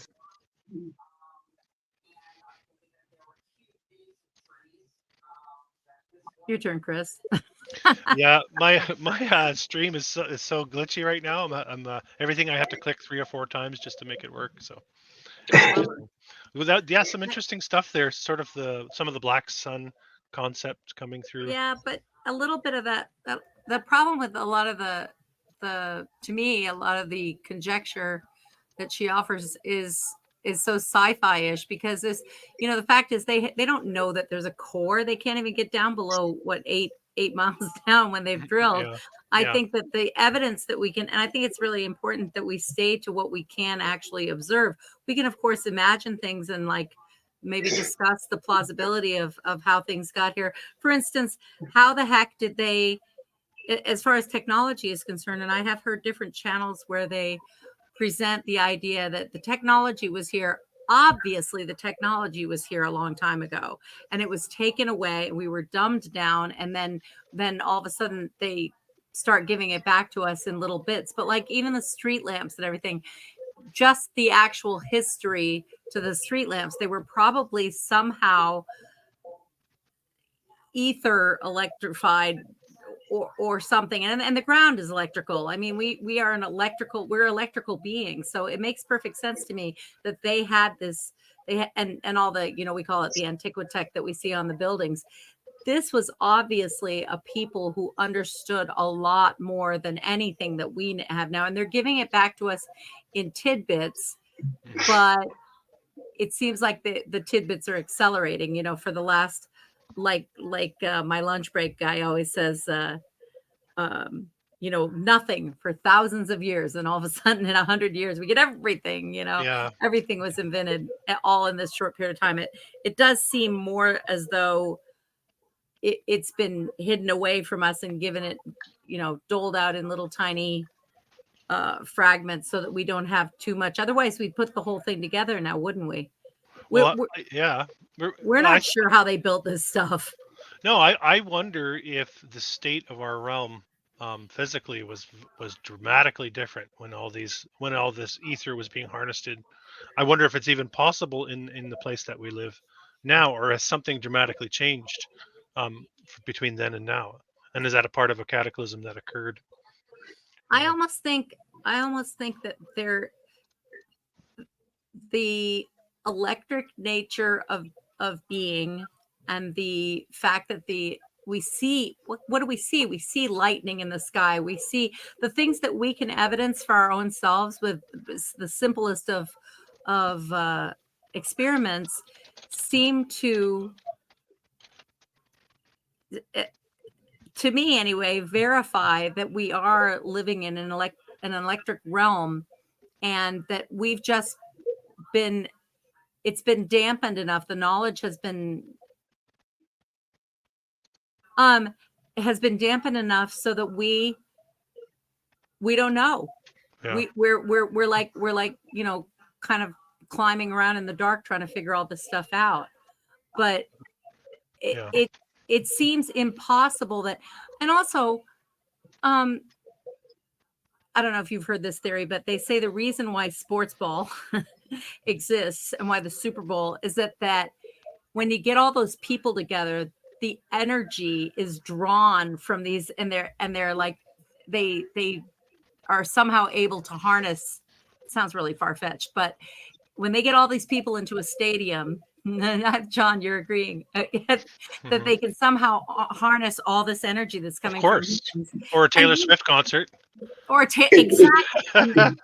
Yeah, it seems far-fetched because our our construct or our understanding of reality is not really what reality is. It's our perception of reality.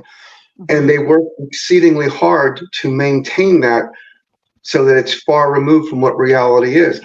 For example, we tend to think, I was watching a program this morning on a YouTube or some program, and scientists were just saying, oh, this is 147 million years old or 255 million years old.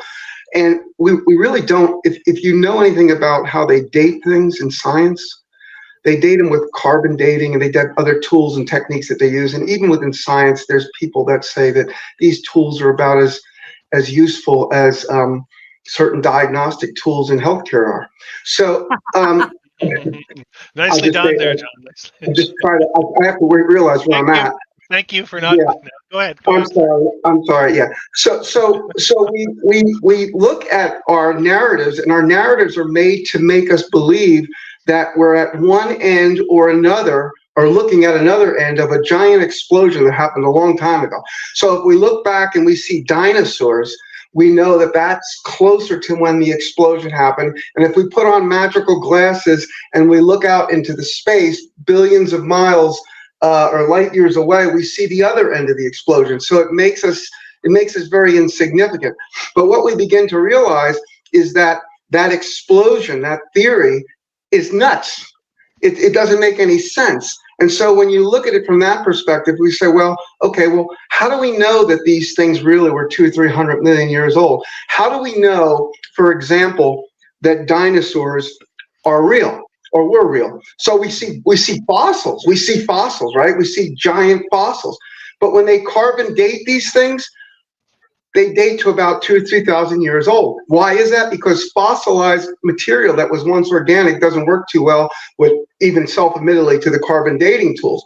So they tell us that these things are much older and that we just assume that they are. But, you know, when you think about giant lizards that used to roam the earth or the plane, there are countries and places, sovereign territories, that write about these things. And they called them what? What did they call them? They called them dragons. They didn't call them dinosaurs. They called them dragons. Yeah, but don't you think maybe the dinosaurs were fake and the dragons were real? They make dragons as like a...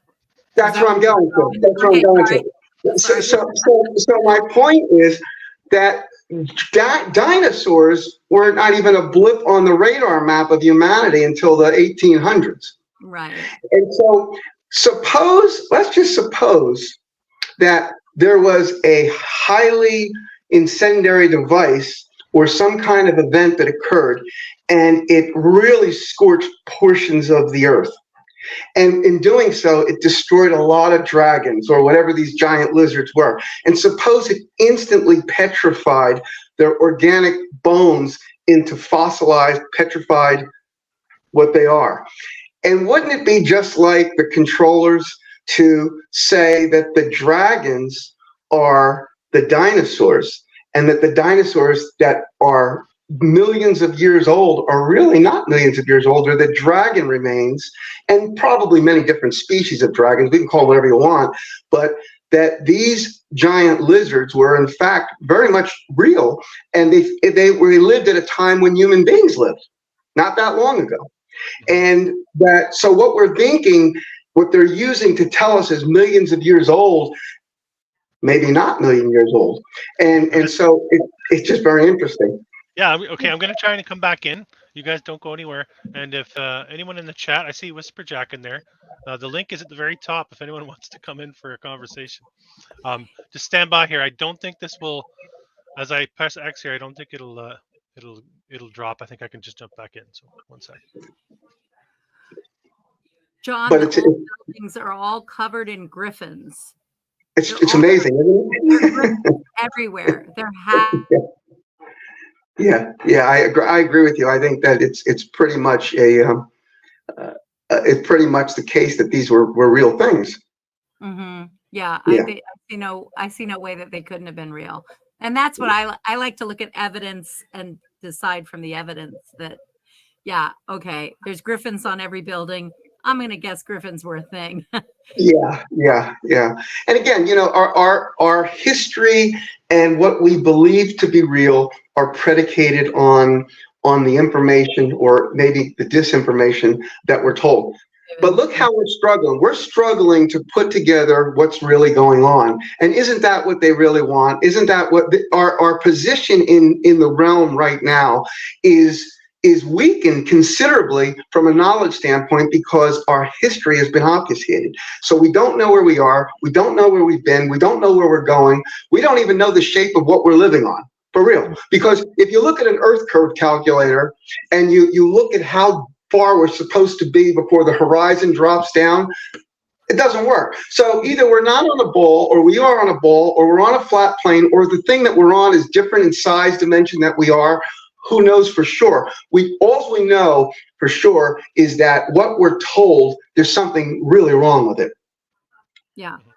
I think without too much of a stretch, we can say that everything we've been told is a lie. That's where I've gotten to that everything that we're told is a lie, and everything they show us on TV, at least the stuff that's supposed to be truth, I think we find some truth in the stuff that's supposed to be fiction. But in the stuff that's supposed to be truth, I think that's pretty much 100% BS. It's like, it's such crap. It's all crap. I was just, my friend is moving out of her house, and she's other Stephanie was moving, and she's been going through all these old photo albums that her mother had given her, and somebody did a really good job of cataloging stuff way back. So they've got pictures from the 1800s, as do I, and the 1800s photos that we have that we know are real because they were passed down to us are so much different than what they show us in these ones that I believe have been exposed by a number of people online to be AI and faked. They look different. They like the pictures of Tesla, and he's got his really shiny black hair. That looks crap to me. I don't believe it. Yeah, well, I do believe that there is photo manipulation in the historical record. And not just in the past. I mean, the present, obviously, and in a lot of the aerospace industry, obviously, there's a lot of fakery going on with the space exploration program, the space program. There's a new movie that came out. I didn't see it yet. It's called Fly Me to the Moon, and I think I had written about it on my platform that the forensic photography that has been done through the years regarding the Apollo program, and NASA has there's so many people, that forensic photographers, that have shown that many of those photos, all of those photos, have been taken in studios. And so when you come out, and there's so many people saying that, and then we had amnesia for 50 years or 5 or 6 decades, and we didn't know how to leave the radiation belts or the parameters of the firmament, or whatever people want to call it. Then all of a sudden, with Artemis, they decided they figured it out again, and NASA replaced the technology to how to go back to space. And of course, there's no stars in any of the pictures from any of the Apollo missions. And so the movie that came out, that Fly Me to the Moon, basically, and I haven't seen it yet, but I probably will go see it, is going to tell people most likely that the images that have leached out into society are either from a publicity stunt that they filmed, or a backup photography, and that's why some of these photographs got out there. But we really went there, and it's interesting. I just think the cat's out of the bag on that whole stupid story. Yeah, it's just really not, A question that just came up in the chat about our Zeppelins demonized. They have done a really good job in making us, if you just think about recent days and things that they've done in all of our lifetimes, we were taught that, because of what happened in Oklahoma City, that militias are bad, and we're taught with it, and everybody buys it. They all swallow everything that we're told. And what did they have to do? They just crashed or blew up the Hindenburg, and now all of those are bad. Oh, they're all bad. They were doing it for years and years by the photo evidence that we can see that in fact doesn't look manipulated. They look real. It's tough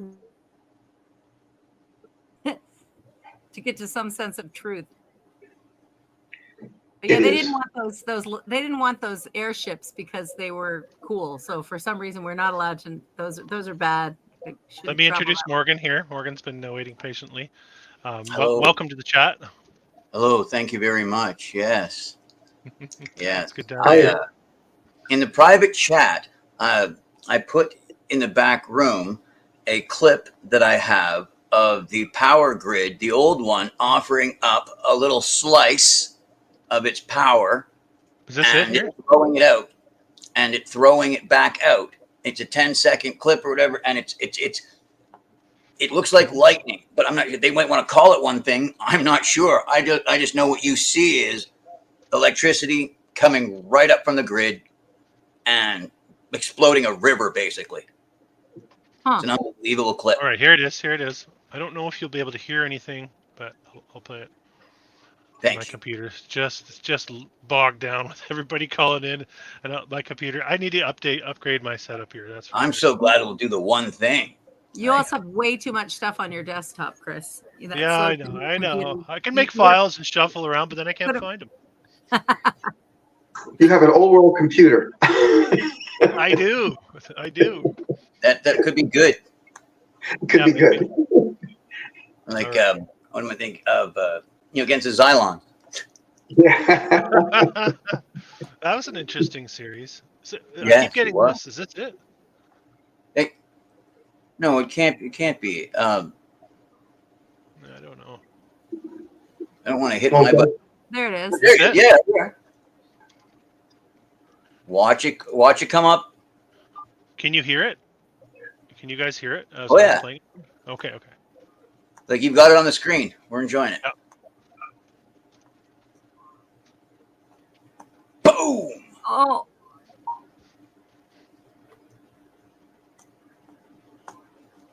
Whoa. Yeah, that'll help you see it. Look at that. Look at that. It's attached now.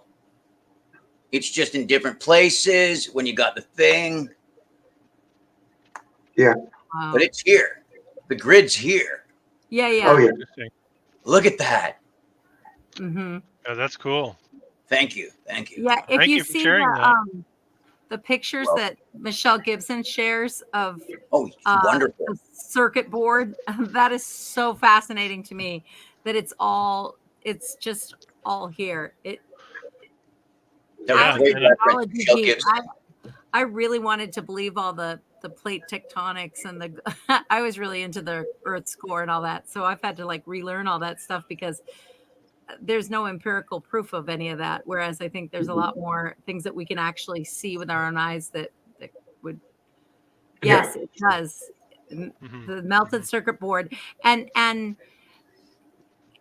a piece of that technology, I think, when you look at the ruins of these places that have come down, or the quote unquote fires, that they've had everywhere, is maybe more. Maybe they used to know how to just decimate things from the ground up. Now we do it with the pew pew. We did take out your town, but but can you do that sound again, Steph? That sound? Yeah. But now maybe they used to be able to do it from the ground up. Yeah. Morgan, you want to talk a little bit more about your perspective on all of this, if you don't mind? I believe like that when they went from all that we read, it looks as though what they would call the fire brigades weren't just in these cities, that they certainly looked like they found them, or that the buildings, they could not have built them within that amount of time. So those places were took out using dynamite, like they destroyed them.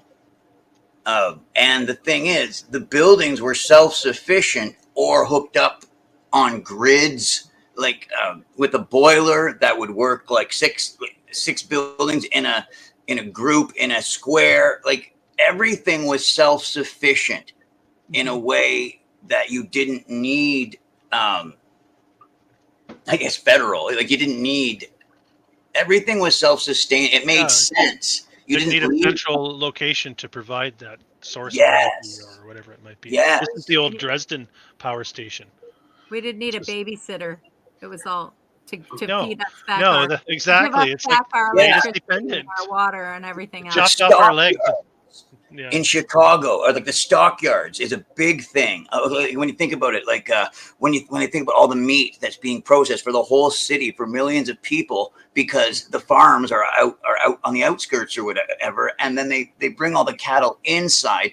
And they say it was just the most unbelievable thing that you could ever imagine. All of these like animals being slaughtered in the one place. But I mean, the industrialization of people at the same time as going from like urban. But did they ever have the farms in America, all across America, and then the urbanization inside of the cities?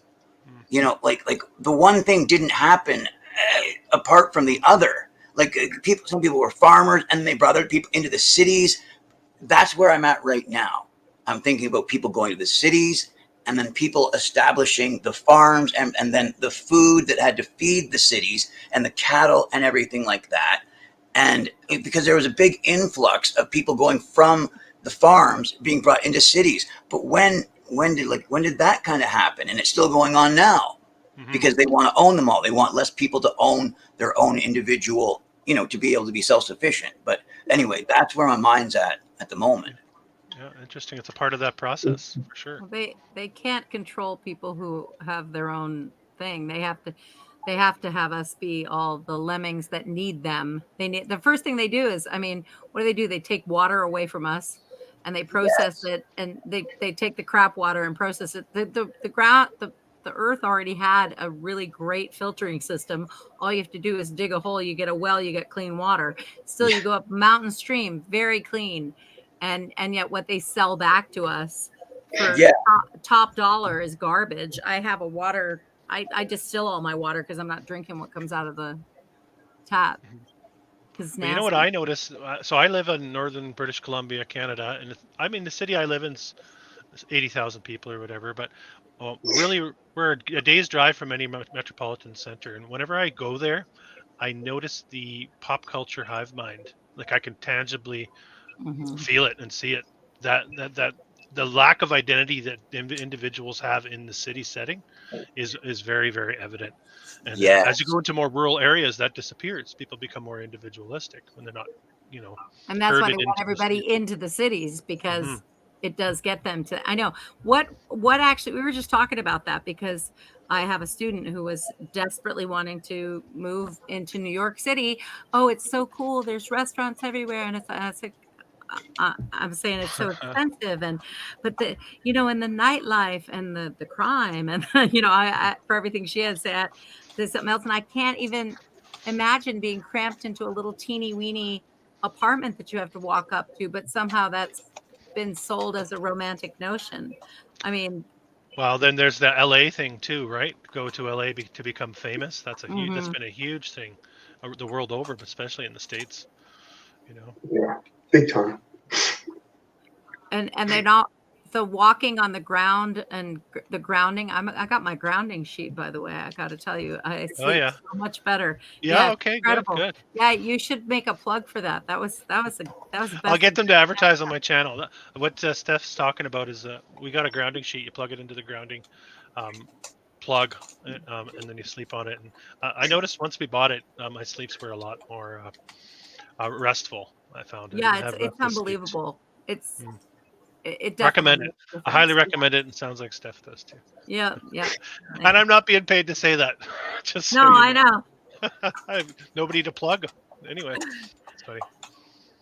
It'd be good if you could find it somewhere besides Amazon, but you can find it on Amazon, and wasn't even that much money. I just wanted to try it. But the grounding thing, the walking barefoot, and I wonder if we did a little poll, how many of us that are more aware nowadays were barefoot kids? We should take a poll. How many were barefoot kids? I was a barefoot kid. I used to get in trouble all the time. I'm sure I was. Shoes. I was a barefoot kid. I never wore shoes. And maybe we stayed a little bit more in touch with our real intellect, even though My they tried youngest to is like that. suck it away He from him. just refuses shoes. Once he gets home, whips the socks off, Yeah. barefoot. Yeah. Yeah. Yeah. You know, I had the thought while you're talking about Amazon there, how close Amazon is to amazing. How they're playing with the language of the beast itself, right? Oh, I yeah. never had that thought before. It's amazing. It's Amazon, right?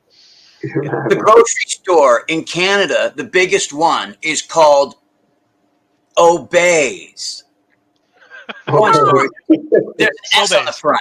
Obey. It's total. What do you call that show with the glasses? They Live, right? Yeah. With the glasses on, the S disappears. Obey. Yeah, I just noticed on the Sprite can it says "Obey your thirst." Thirst. Oh, Yeah. Jack's still a barefoot kid. You go, Jack. I'm trying to get Coax Jack to come in and share some of his I know. his wisdom insight. Right? Yeah, he's got a lot of wisdom. I started the show tonight with a cover. A gentleman did a cover of his Ode to the Old World song. No, a cover. Yeah. Should I play it again? Yeah, I missed the beginning. If you missed the beginning, I'm going to play that song again, guys. For those of you that heard it, bear with me and enjoy it a second time. We can talk. I was going to do a cover of it with my youth choir. Oh yeah. Let me find it here.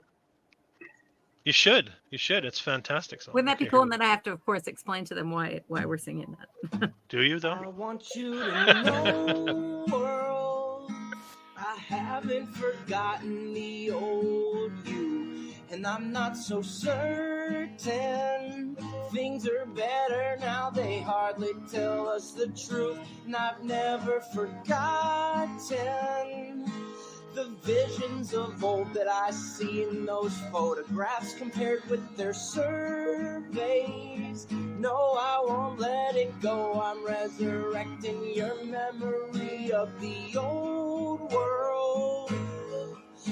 My heart goes out to you. It is in your legend, in your virtue. It's why my heart in your stays true, and I reject the new one.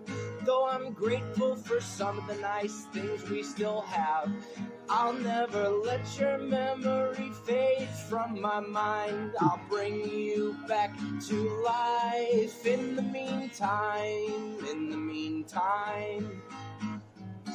I'll bring you back to life in the meantime.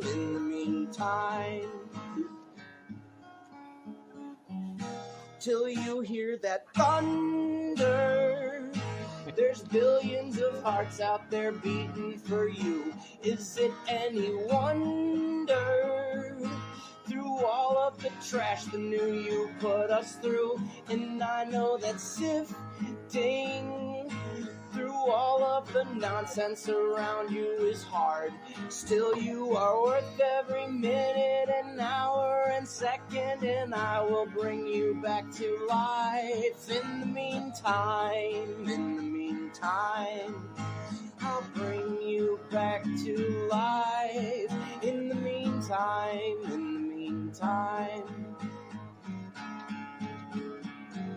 So cheers to the old world, and cheers to anyone staying so true.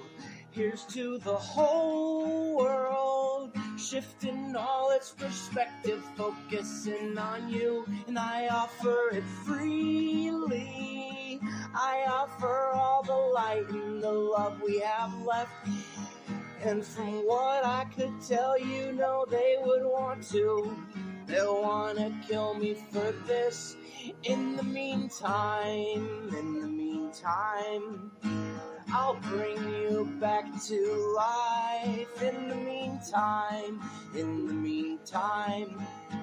I'll commit my whole life to bringing you back to life. In the meantime.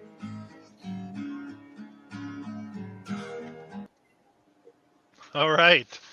Did Jack give him permission? Do you know who covered it? I mean, I saw the channel. You know what? I'm not saying who it was because I don't know if he wants me to let people know Well, who he is. But if you I search got it up, you'll find it. good on him for covering it. You Jack's did. is way better, but You're a music teacher, Steph. Though I thought he did So- well. I thought he did well. he did. I'm also judgy wudgy, you know, so I have to say nothing like the original. The original is really great, but he also does a lot of engineering. He layers stuff on. He's got all this stuff. So to do it acoustically with the guitar and do it the way he did it, yes, good on him. Okay. I say. I'm glad that you approve, because I was wondering. Yeah. Some of those transitions don't sound easy in that song to do acoustically. No, the lyrics are crazy too. I just think he's so clever the way he puts things together. I seriously We love you, Jack. wanted to, We love you, Jack. Come in. You're I welcome. I wanted to try and figure out how to harmonize it and do it in, like, you know, 3 or 4 parts with the kids. Yeah. It's brilliant. Yeah. But we're bringing it back together. The lyrics are so true. Like, it's, you know, by getting into it, we're bringing it back, right? Yeah. Oh my gosh, I don't have my phone. I'm gonna send you. I've got some more pictures. I just found one. Have you been doing boots on the ground? Is that what you've been doing? Yes. Yes. Like windows below ground or arches above the doorways? Yeah. Oh yeah. You're lucky down there. We don't have that. So much to see. So much to see. And every time I'm somewhere, you know, I have a big mouth, so I have to go and say, what do you think about that building? You think they built that with horses and wagons? I could see you going in there and coming right out and saying it to them. I could see but you'd be amazed at how many people respond. Like, they go, yeah, I don't think that was actually built then. And also, you know, what Morgan was talking about, I think he was talking about it. I don't know, but the whole idea of the setup with the grid. So every single little crap podunk town that never had more than like 2,000-3,000 people, and they've all got this massive building in the square, and the streets go around it. So massive building in the square, streets that go around it, and then other, you know, rows of buildings. They're carbon copies. You where I'm at in the southeast, you don't have to drive very far. You hit another one. You drive a little more and you hit another one. So it's really easy to do, you know, the boots on the ground thing, because they're everywhere. Mm-hmm. You seem to be in the thick of it, in the center of the states especially. I think vast cataclysm destroyed a lot of the western part, like you know, the canyons and the deserts. Mm-hmm. If you look at it from above, you can see the places that are like, and you know, the northern part of Africa that's completely all fried, and then in the western part of the U.S. that's all fried. I think they got it pretty bad. Mm-hmm. Yeah, definitely. And then the coast again sort of retains a lot of the architecture that you see in the East Coast as well. But the other cool thing is when you look at it, Google Earth, you can kind of see, you know, there's all that theory of California. Is it just built in? Like, well, Oakland's supposed to have been built on a landfill, but how much of that might be filled in, and how, you know, there's the joke about there'll be a big earthquake and then Arizona will be on the coast. But when you look at the Google Earth, there's more land right outside of the edges of everything, which is kind of fascinating to me. Maybe I don't know what I'm looking at. Yeah, no, I don't know. It's all interesting. I don't think we know but much. If there was water, you know, if there was some sort of an event that caused the liquefaction to happen and everything, and maybe the water didn't recede from everywhere. Maybe some of it is still over. Be interesting if you could. I like the theory. Some people say how the firmament tore a hole in the firmament and the waters came down and flooded the realm. I think there was definitely a flooding that took place as well. Like everything happened in a flash. I think a lot of it happened in a flash, and because there's too many like castles on a cliff or like castles on an island. I know. You know what I mean? Like, that doesn't make sense at all. Like, how did they build that? Yeah. And then they're melted right into the rocks, and you could see how it was all one structure, you know. So it's so far from the past that they portrayed for us that it's very. All we can do is use our imagination. Maybe that's why they're trying to take our imaginations away, so we can't use our imaginations, right? I'm going to go ahead and take away a little bit of the imagination for those who believe the Word of God. If you would recall, it didn't used to rain on the earth. And obviously for a time, now whether that's 1,000 years, 2,000 years, whatever, but God's like, it didn't used to rain, and they'd never seen it in fact. So before the flood, it didn't rain, man. How do we know that, Morgan? How do we know that? Like where do we see that? The God would send a mist every morning. Like, and it kind of makes sense. A mist would go up from the earth every morning, okay, which would used to be the precipitation, but then it would settle right back down again. So understand the rain that we get now, when the oxygen was different, okay, it didn't do this big thing where I'm going up, I'm gonna do this thing, I'm gonna do the cloud thing and everything. No, it used to, just as you would imagine, it dewed in the morning, meaning it went up from the earth at 4 o'clock. It went from in the ground, it rose up, and then at 5, it landed. It went back into the earth. Everything got its drink, and that's how it was actually watered until the flood. What about freezing climates, cold climates? I don't think cold climates existed when these old buildings were built. That's right. It didn't exist until the broken firmament, or until the water from the deep came up as well. So maybe those were the warm springs. Okay, and when they blew up, because the worldwide grid, because there was not as much water. There was water, but there wasn't as much. He said the water pulled back and there was dry land. So there wasn't as much water at all. Yeah, it's interesting. Okay, and that's how it used to be, and that's how everything used to be fed. It would come up as a mist, and then it would drop back down every morning. That's in the word, man. And the waters were in canals and channels, and all directed as needed for particular purpose. Yes, correct. All across the whole entire world was terraformed, and God told them to do it. He said, basically, terraform or place everything underneath your feet, man. Meaning control the whole thing. Like, very interesting. It's an interesting. It's difficult for us to depart from the world we know and the world we see, and I think that's to go back to the old one. I know. But do you, Morgan? Do you give any credence to this millennial reign idea?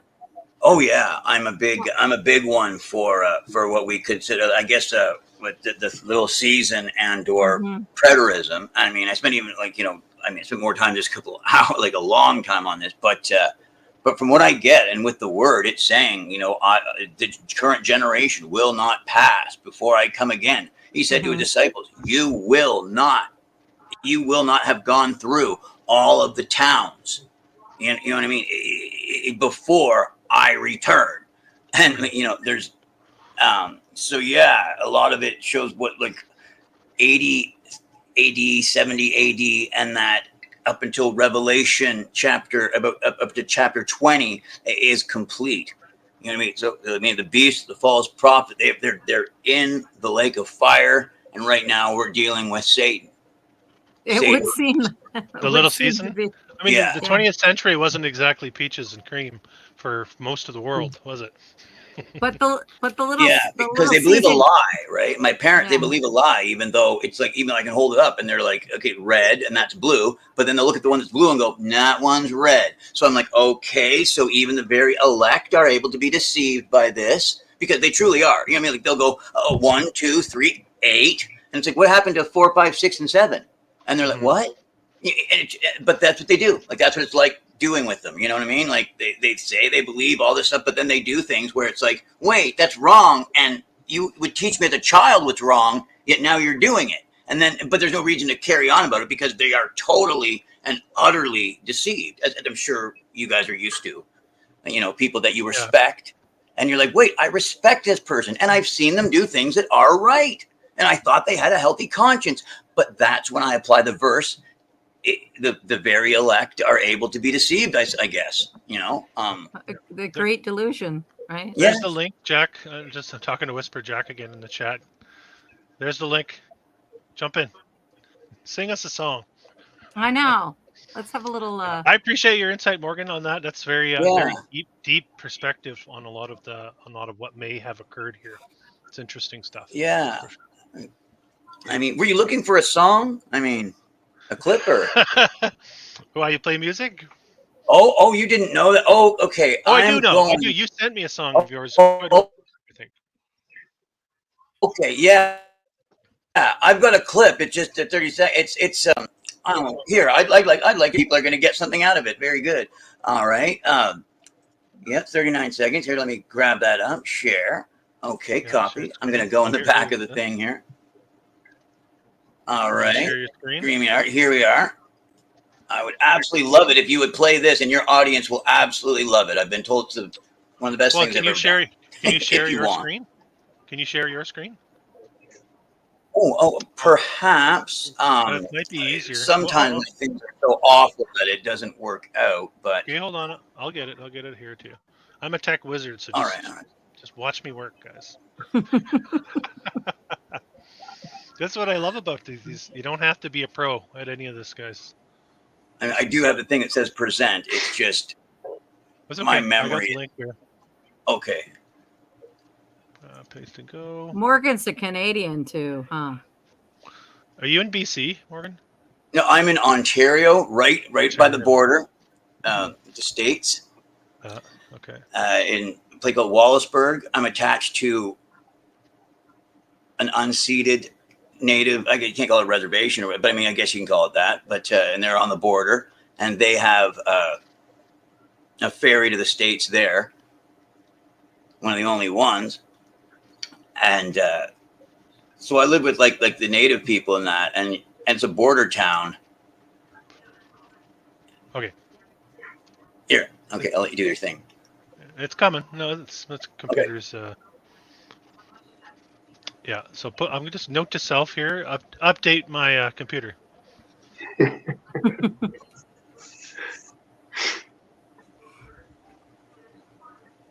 No volume.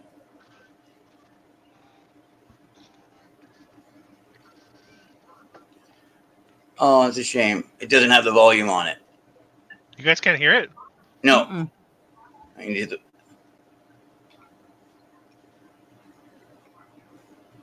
It looks like it sounds good.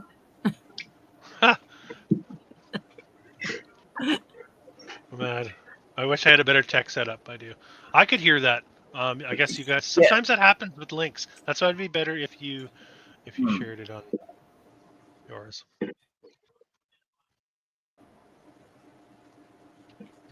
Morgan, do you have a channel?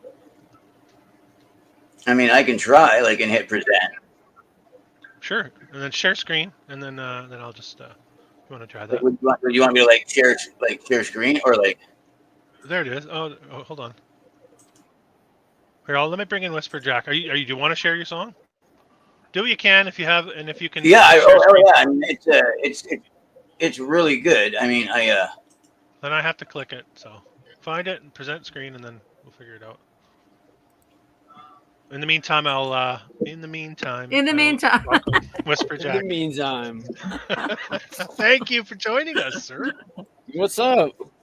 Oh, yeah, just having a little bit of a bullshit session about all sorts of things, really. We're all over the place here tonight. And I know you're all over the place too, so that's why I asked you to join us. Am I live? You're live. Tell us some news. What's up? Jack. What's new with you, WhisperJack? Yeah, nothing new lately. Oh, you're on top of that, hey, Steph? Oh, always. Yeah. Hold on, I've got like a weird echo. Morgan, are you looking for that song? Are you going to get that for us? Yeah, I didn't know if I was trying to find. Okay. Okay, got it. Okay, got it. We hear when sharing the audio. Yeah, we'll hear themselves. Okay. Oh, here we go. Okay, so. Oh, you probably. All right. I think it's better. Okay. Is that my screen? Okay, we got that right.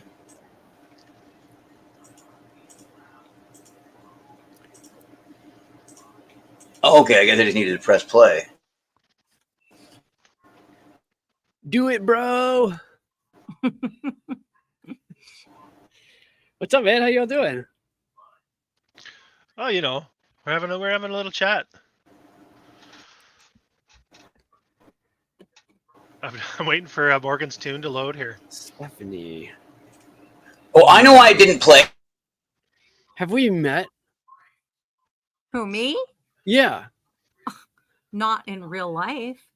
Okay, yeah, but like, Online. Yes, we're old friends, dear. are we? Yes. Yes, we're No old friends. way. Yes. Talked, emailed. Yeah, okay, okay. I You've wasn't even sure. made me Okay, yeah. You've made I me wasn't sure. recordings on. Oh, he's singing. Okay, fantastic. I thought that was you. I had a suspicion. Awesome. Very cool to meet you face to face, or at least one-sided. Face to I'm sorry. symbol. Yeah.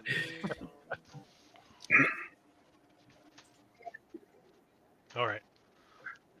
Dr. John, nice to meet you, sir. Nice Yeah, to meet you John. too. Are you familiar Morgan? with Jack's work? Yes, I have watched his content. Yes. You introduced me, Chris. Yeah. So let me just come right out and ask you, Jack. Do you believe the moon landing was real? No. Okay. It was gonna click you off the chat if you were to say yes. Yeah, no, I don't even. Yeah, no. I mean, I don't think it's a place you can land on. Yeah. What do you think it is? Personally, Plasma? I don't know. I mean, I go back and forth. I used to be, I never really bought always into the space thing, but I loved looking at the stars, looking at the celestial bodies, and just always wondering. And it's never changed. I still don't know. Sometimes I think it's a hologram. Sometimes I think it's like a big plasma ball. Sometimes it looks like a floating balloon. I mean, I don't know. Have you seen the map on there? Like the map of Earth is like a portion of the reflection that we see. Yeah, I've seen that too, and I've heard that theory. That's man, it's all fascinating, but I can't say I know for certain about anything. No, of course not. Of course not. They're all just spitballing. But yeah, definitely not the landing. I can say that for certain. That was ridiculous. Well, Buzz Aldrin told people like 4 or 5 times, right? He came right out and be like, "Oh yeah, little girl," right? Yeah, that's super weird. I don't know how. Go ahead, Steph. Oh, I was just gonna say, I wonder how many people thought what they saw on Saturday afternoon was real. What, like Saturday afternoon? Oh, I see what you're saying. Yeah. That's. I don't even live in that country, so I don't pay attention. That's being cryptic. I don't know about anything. I really don't. I watch it all and I'm like, everybody's so up in arms about it, and I just don't think any of it looked real. But I've become a permanent cynic now. Yeah, I've been doing some framing the last couple of weeks here in the hot sun. Pretty decent sized job, and it's just reminding me that there's no way they built these things back then the way that they tell us they were built. There's no way. The amount of physical labor that would have been involved, and then the fatigue factor throughout a workday. You get to a point in a workday where you can't really work accurately anymore. You start to lose precision, even if you're very, very skilled, because of physical fatigue. So it's one of those things I haven't really thought about until I was fatigued myself recently. I was like, there's no way. They get to late in the day, it's close to dinner time, they're chipping away at that arch across across one of the windows, and they had some magical tools or something. They must have. They had something magic. Yeah. There's no way a guy did that. Nope. And we know they're like polymers. They were playing around with polymers, right? Let's see if I can find a file I was going to share in one of my upcoming videos, but I'll share it right now. And this is just I sometimes get the feeling that it's like we never know humans didn't have anything to do with it. Almost like, how you set up an aquarium, you put like little castle ruins or whatever, and then you introduce the fish. It's almost like, did like angels build this stuff for us and just let us move in? I don't know. No, I think that's really plausible. That's so plausible. It's weird. Yeah. And we forgot the credit for it. That one lost his head. These are just places. This is in, I guess, Cambodia, Thailand type of thing. So in my mind, these were all made of stone growing up. All these, they just spent lots of time building temples in the jungle out of stone. But what you're seeing is red brick cores everywhere, right? Yeah, yeah, yeah. You know, and that one like flies in the face of the explanations that they tell us for how they actually built these. So they're coating these with some sort of, you know, some concrete polymer, but it's a red brick core, which is Yeah, interesting. no doubt that they had some better recipes, but you're right. It is red brick everywhere, and barely any brick yards that I can tell. Yeah. Yeah. So where are they getting the red brick Where'd it from? come from? Yeah. The heavens? And how did they get it there? How On did a, they you get know, there? not by Yeah. Donkeys Incorporated, as you know. And you have to have clay. You have to have clay, you know, a large amount of clay, meaning you usually have to be near a riverbed of some sort. I don't know. It just seems very involved for the manpower that they claim was available at the time. Yeah, none of it makes sense. This one's in Sicily. You can see this. Like these are Yeah, supposed to look be at that. massive carved stones, right? This is what they tell us. Is this is all stone chisel? Yeah. 2,000 years ago. But Just these the are brick. red brick core, right? Wow. Like it's hogwash. It's hogwash. Well, and you know, brick is supposed to be an energetic medium, Yes. right? And it Yeah. and so Storage maybe device for energy, too. yeah, I think. but maybe somehow, I mean, there's got to be a reason they used all that brick. But I like Jack's theory. I think angels did it. Yeah. It's as good as any. Well, maybe we were the angels and we've fallen. Maybe we're the fallen angels, and we've been modified, genetically modified. You know, totally possible. Because I know we're connected to this. This is not foreign to me. When I look at these buildings, there's a familiarity there too. So I don't see it as something that isn't a part of who I am when I look at this stuff. You know, maybe it's part of creation. You know, on a deeper level. I don't know. You know, when I was in Europe and we were looking at, I went to that big castle, the Neuschwanstein or whatever it is. Neuschwanstein, oh yeah. I think that was the castle, but it was crazy. We got all the story about crazy King Ludwig, and all these water features with moving statues that moved and everything. And I remember being, and I mean, I was in college, really, I was young, and everybody was kind of just, oh yeah, they're just ignoring everything. And I just kept thinking, I'm not sure about this. I never bought the whole story. It just didn't seem like it. I don't know. It didn't resonate with me. I felt like something was amiss. But the Neuschwanstein story, where they built this in the late 1800s. All of them, everywhere we went. I mean, when we were in Austria and we're looking at the places where Mozart was supposed to have, you know, and you look at the grandiosity of it, and from when it was supposed, it just didn't add up. Well, the verticality is what I talk about a lot in my videos, because the degree of difficulty increases. I won't say exponentially. Every time you go up to the next level, the degree of difficulty becomes a lot higher than the previous level. So frivolously building these towers all over the place tells me that you have a civilization or a people that have no problem building in this manner. You know, it's not slaves. They're vast numbers of people. They just hucked it down from above. Yeah. But the bottoms are melted, right? So if you get to see if I can find another angle of the Neuschwanstein castle, it's melted right into the cliffside. Is it? You can. I mean, or you could say that they built like this here. Yeah, that's pretty weird. And then this over here goes down. This arch goes right down into there. And it doesn't make sense. So you're telling me before this castle was built, there was a rocky outcropping here, then a ravine, and then they filled the ravine with brick, and the rocky outcropping came back up over here, and they managed to level this all the way across between these two rocky outcroppings. Mm-hmm. It doesn't wash. It's crazy. Mm-hmm. Wow. That's a good one. Yeah. Yeah, it's hard to believe.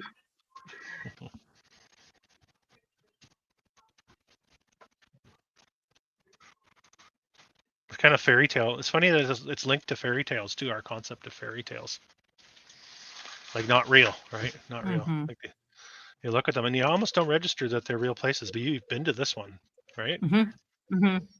It's interesting. It brings it to life, like you were saying when you take your kids out and you actually show them these buildings. It brings this to life, right? It takes it away from something that's not accessible. And instead of telling them something, you ask them, what do they think? Look at this. What do you think? You know, we grew up in a time where we were just told everything. Mm-hmm. Oh, tell me some more things so that I can then know, you know? Mm-hmm. Yeah. My next video coming up, I featured this Mont Saint Michel in France. Oh, yeah. Have you heard of this place? Mhm. I've been here. Yeah, that's crazy. It's a sneak peek on my next video, but it's yeah, the narrative here is that it was built 1,000 years ago. It's sort of chipped away over time. You know, on a tidal island, they built this big brick wall down here. They must Did you find the building permits, Chris? Did you find the building permits and the construction? They're in the French archives in an abbey in the southeast of France. They have the proof. It's documented, so there's no reason for us to question the narrative. I gotta go with it. Yeah, that's a good one too. It's remarkable that a single document exists after all the fires. I mean, well, there's that too, right? I saw someone in the chat earlier tonight talking about diaries. There's got to be a diary out there. Someone's got to have a diary, you know. And that goes back to with the asylums and the insanity. And it's like, well, no one's going to share their actual thoughts about what may or may not have happened here. Yeah, because they end up in the funny farm. Exactly. It's. I mean, we can see it today how easy it is to steer people's thoughts. But burning all the cities, it was a great way to take out any kind of record keeping that actually existed. And really working against one's mind. Okay, I always grill my my aunts and my mom about their past, and tell me everything. What do you remember? And it's amazing the blind spots where you'll say, did you you'll mention something about the mud flooded buildings, and it's like, no, nothing like that. And then 2 minutes later, they're like, well, yeah, when we lived in Kansas, we lived in a basement house. And I'm like, what's that? And they're like, well, it's a house it's a basement. You live in the basement, and then you construct the house on top of it as you live there. And I'm like, dumbfounded. I'm like, what? What are you talking about? And then she's like, yeah, you never heard of it? I'm like, no, I've never heard of a basement house.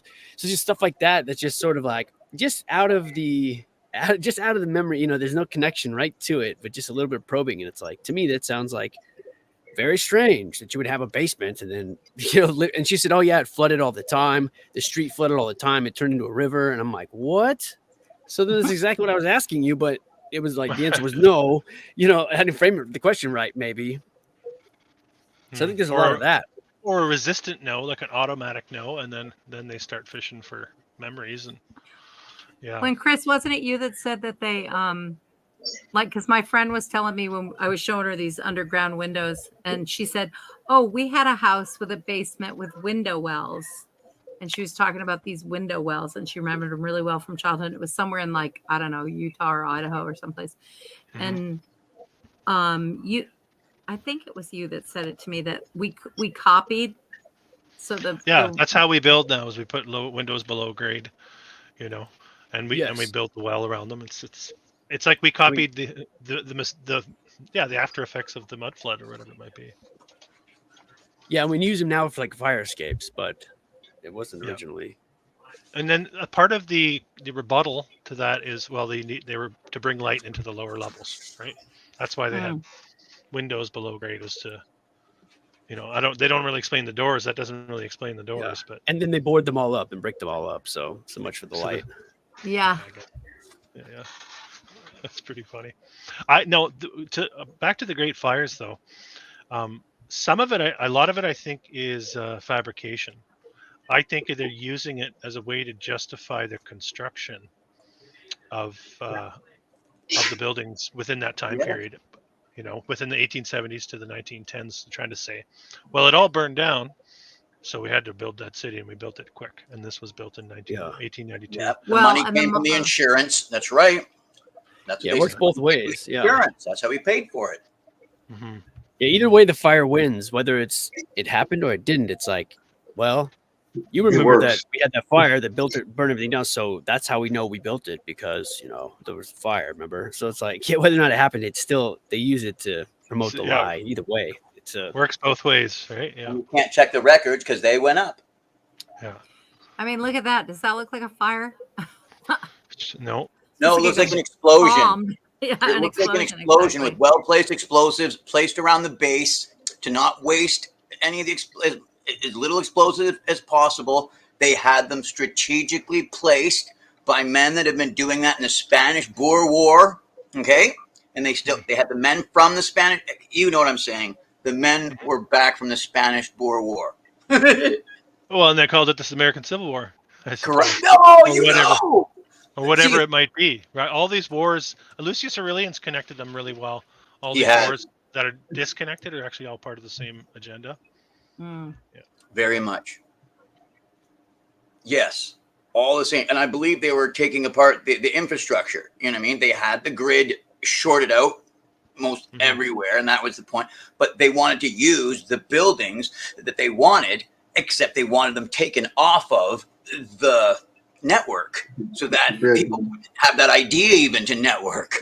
The thing with the bricks all like falling over like that, so several years ago there was a really, really bad fire down in Sierra Vista in Arizona, and it took out this entire neighborhood where my in-laws lived, and the firefighters didn't get to it. I mean, they were just trying to keep it from going any further. It was a very, very bad fire. But at the end, when it was all over, the houses were gone, and all that was left was the masonry. The chimneys were sticking up. So everywhere you went, you saw a foundation and a chimney. None of the bricks were broken. So clearly the fire doesn't do that to brick. My fireplace doesn't melt. Yeah. Isn't that amazing? It's so seeing all that brickwork that's like completely, destroyed from a fire. I mean, even if you just let it burn, it wouldn't do that. Mm-hmm. Yeah, there's a few Civil War photographs where there's an encampment, soldiers, and there's just a chimney in the middle of a field, and they claim, well, they built this here on site because they were going to be camped here for a while. It's like, so they can roast marshmallows. Yeah, that's literally a caption in one of the historic history of the Civil War and photographs. That's one of the captions. I'm like, get out of here, though. I'm glad you brought up the American Civil War because it's pivotal. It's a pivotal event, I think. Like, why would you build a chimney in the middle of a field? I don't know. The field thing down here is crazy. There's the little put there in the 70s markers that tell you what happened on this field. Okay. And it makes zero sense. I mean, I could do a pictorial, exploration of it, but it would be too boring. There's no way that what they said happened. It just doesn't make any sense. None of them make any sense. Yeah. I never bought two lines of men pointing guns at each other and just shooting. Like your instinct would be to duck or hide behind a rock. It goes against human nature. Right? It does. Where is there a photo of actual Civil War battle? There is not. None. None. There's lots of plaques, though. Lots of historical plaques at battlegrounds, battle sites. Yes. Yeah. But it's a huge hinge event on the timeline here in North America and really in the world as America comes into prominence in the 1900s. It's a resetting of the board, getting into the two wars. Think about how many different tribes of natives, anytime that I start going into the research, the one thing that I don't find it a blocker, I just find it the most prominent detail is the number of distinguishable by the Europeans in whatever writings I find, the distinguishable amount of individual cultures and people that they located here were not just said in the thousands, but thousands upon thousands upon thousands of tribes, meaning that so they had to have neighborhoods where these tribes came out of. They had to have cities, and they would be located, I think, around these cities in the first place. So I really do think that the natives may have been the people in the cities, and then like their offshoot after the Mad Max thing happened or whatever, Isn't a part of the narrative that they were put off in reservations and moved away from where they originally were located? Like that's Yeah. John And Levi. Mad Max, they had to go back into the cities. John Levi's piece he just did, like the Sunday or last Sunday, talks about the Native Americans and that they were living in these, and he showed pictures and everything, and the people don't look like they're savage at all. They look very sophisticated, and they're probably living in all those buildings, which they probably also found because they didn't build them either, you know. And I mean, they have the I think the TP narrative is a bunch of bullshit. And the our perception and understanding of that, that whole thing is based on Hollywood spending, I don't know how many hundreds of millions of dollars producing spaghetti westerns and making people believe that that's how the terrain was, and that's how the paradigm is. So you see that so much in our understanding is based on movies and everything from that to infectious disease and everything else is predicated on Hollywood movie making. You put Chief Sitting Bull and Geronimo in the World's Fairs on display as well, and that helps a lot too. The humans in the World's Fairs are unbelievable part of the narrative that I'd never heard of until the last couple of years. It's like it's shocking. And then you genocide people into submission, and then you tell them this is their history, not your whatever history you thought you had, whatever language you thought you had. That's gone. Forget about that. This is your history. This is, And a lot of people displacement. I don't know if through the whole the quote unquote the aftermath of the Civil War was right. When all the slaves were freed, then they moved north and they took over all the cities up north, and it changed the populations and continued to cause division. I think if they're not like constantly spewing out something that causes chaos, then they love chaos. Those that control it. The same way that the earth, nature starts writing things around it. Even if people try and do this and try and do that, it's so resilient. Well, so are the people. And when you put a false narrative has to continually to be refurbished, rebuffed, because you got it, brother. The truth is going to infect, and it's going to come. Yeah. They say the truth is like the sun, right? You can blot it out for a while, but it eventually comes out, right? And that's and then all these lies, these layers and layers of lies, become quite obvious. Yeah. Exactly. They have to go over the line of lies with new, fresh lie paint, or else they get faded. Lie paint. Is it? That's awesome. To keep their lie thickened up. And keep us deceived, keep us distracted. Keep it in your line of sight so that the truth is the abstract looking to gain. It is the flowers in the garbage, like Suzanne takes you down, shows you where to look among the garbage for the flowers, and that's what we're doing. We're looking among lies for the truth now, the beautiful truth. It reminds me of a lot of the flat earth debates you're seeing these days. The flat earthers are killing the globies in these debates in these last couple months. And you'd think if the globe was such an obvious truth, you'd think there'd be somebody out there that could just obliterate all of this speculation. But they can't have an honest debate about it, which should tell you something. No one's been knocked out in flat earth. No one. They layer out. They keep layering it with more science bullshit, convoluted crap that nobody understands. But Mark just put out his the coolest thing, and he showed how they put a roof over this thing. I don't know if you saw Mark's recent video. It's our melted reality, Mark? Yes. This guy right here?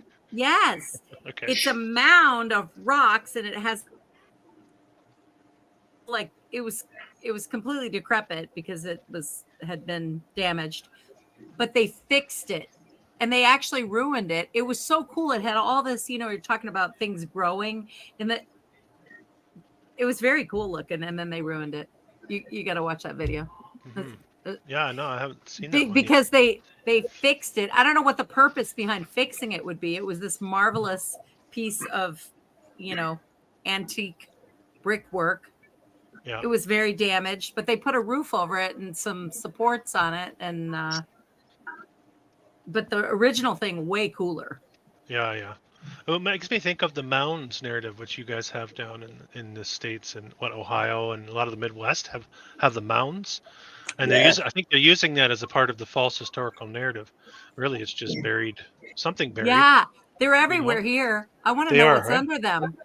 Yes. Yeah, that's an interesting part of the narrative. It's funny because when I look around all over at like Melted, I'm always searching around for Melted. I'll find like a mound site next to Meltology, stuff that's obviously melted structure, or I'll find dinosaur playgrounds right next to melted structures. So there are diversions in place to keep our consciousness on the track they want us to be. No doubt about that. Yeah.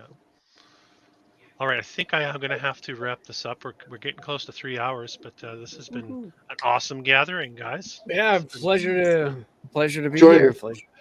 Yeah, I'm gonna do it. I'm gonna do it every once in a while, every couple months, and then I think it's good for us to bang our ideas off each other's heads. And Jack, when are we getting some new content from you, dude?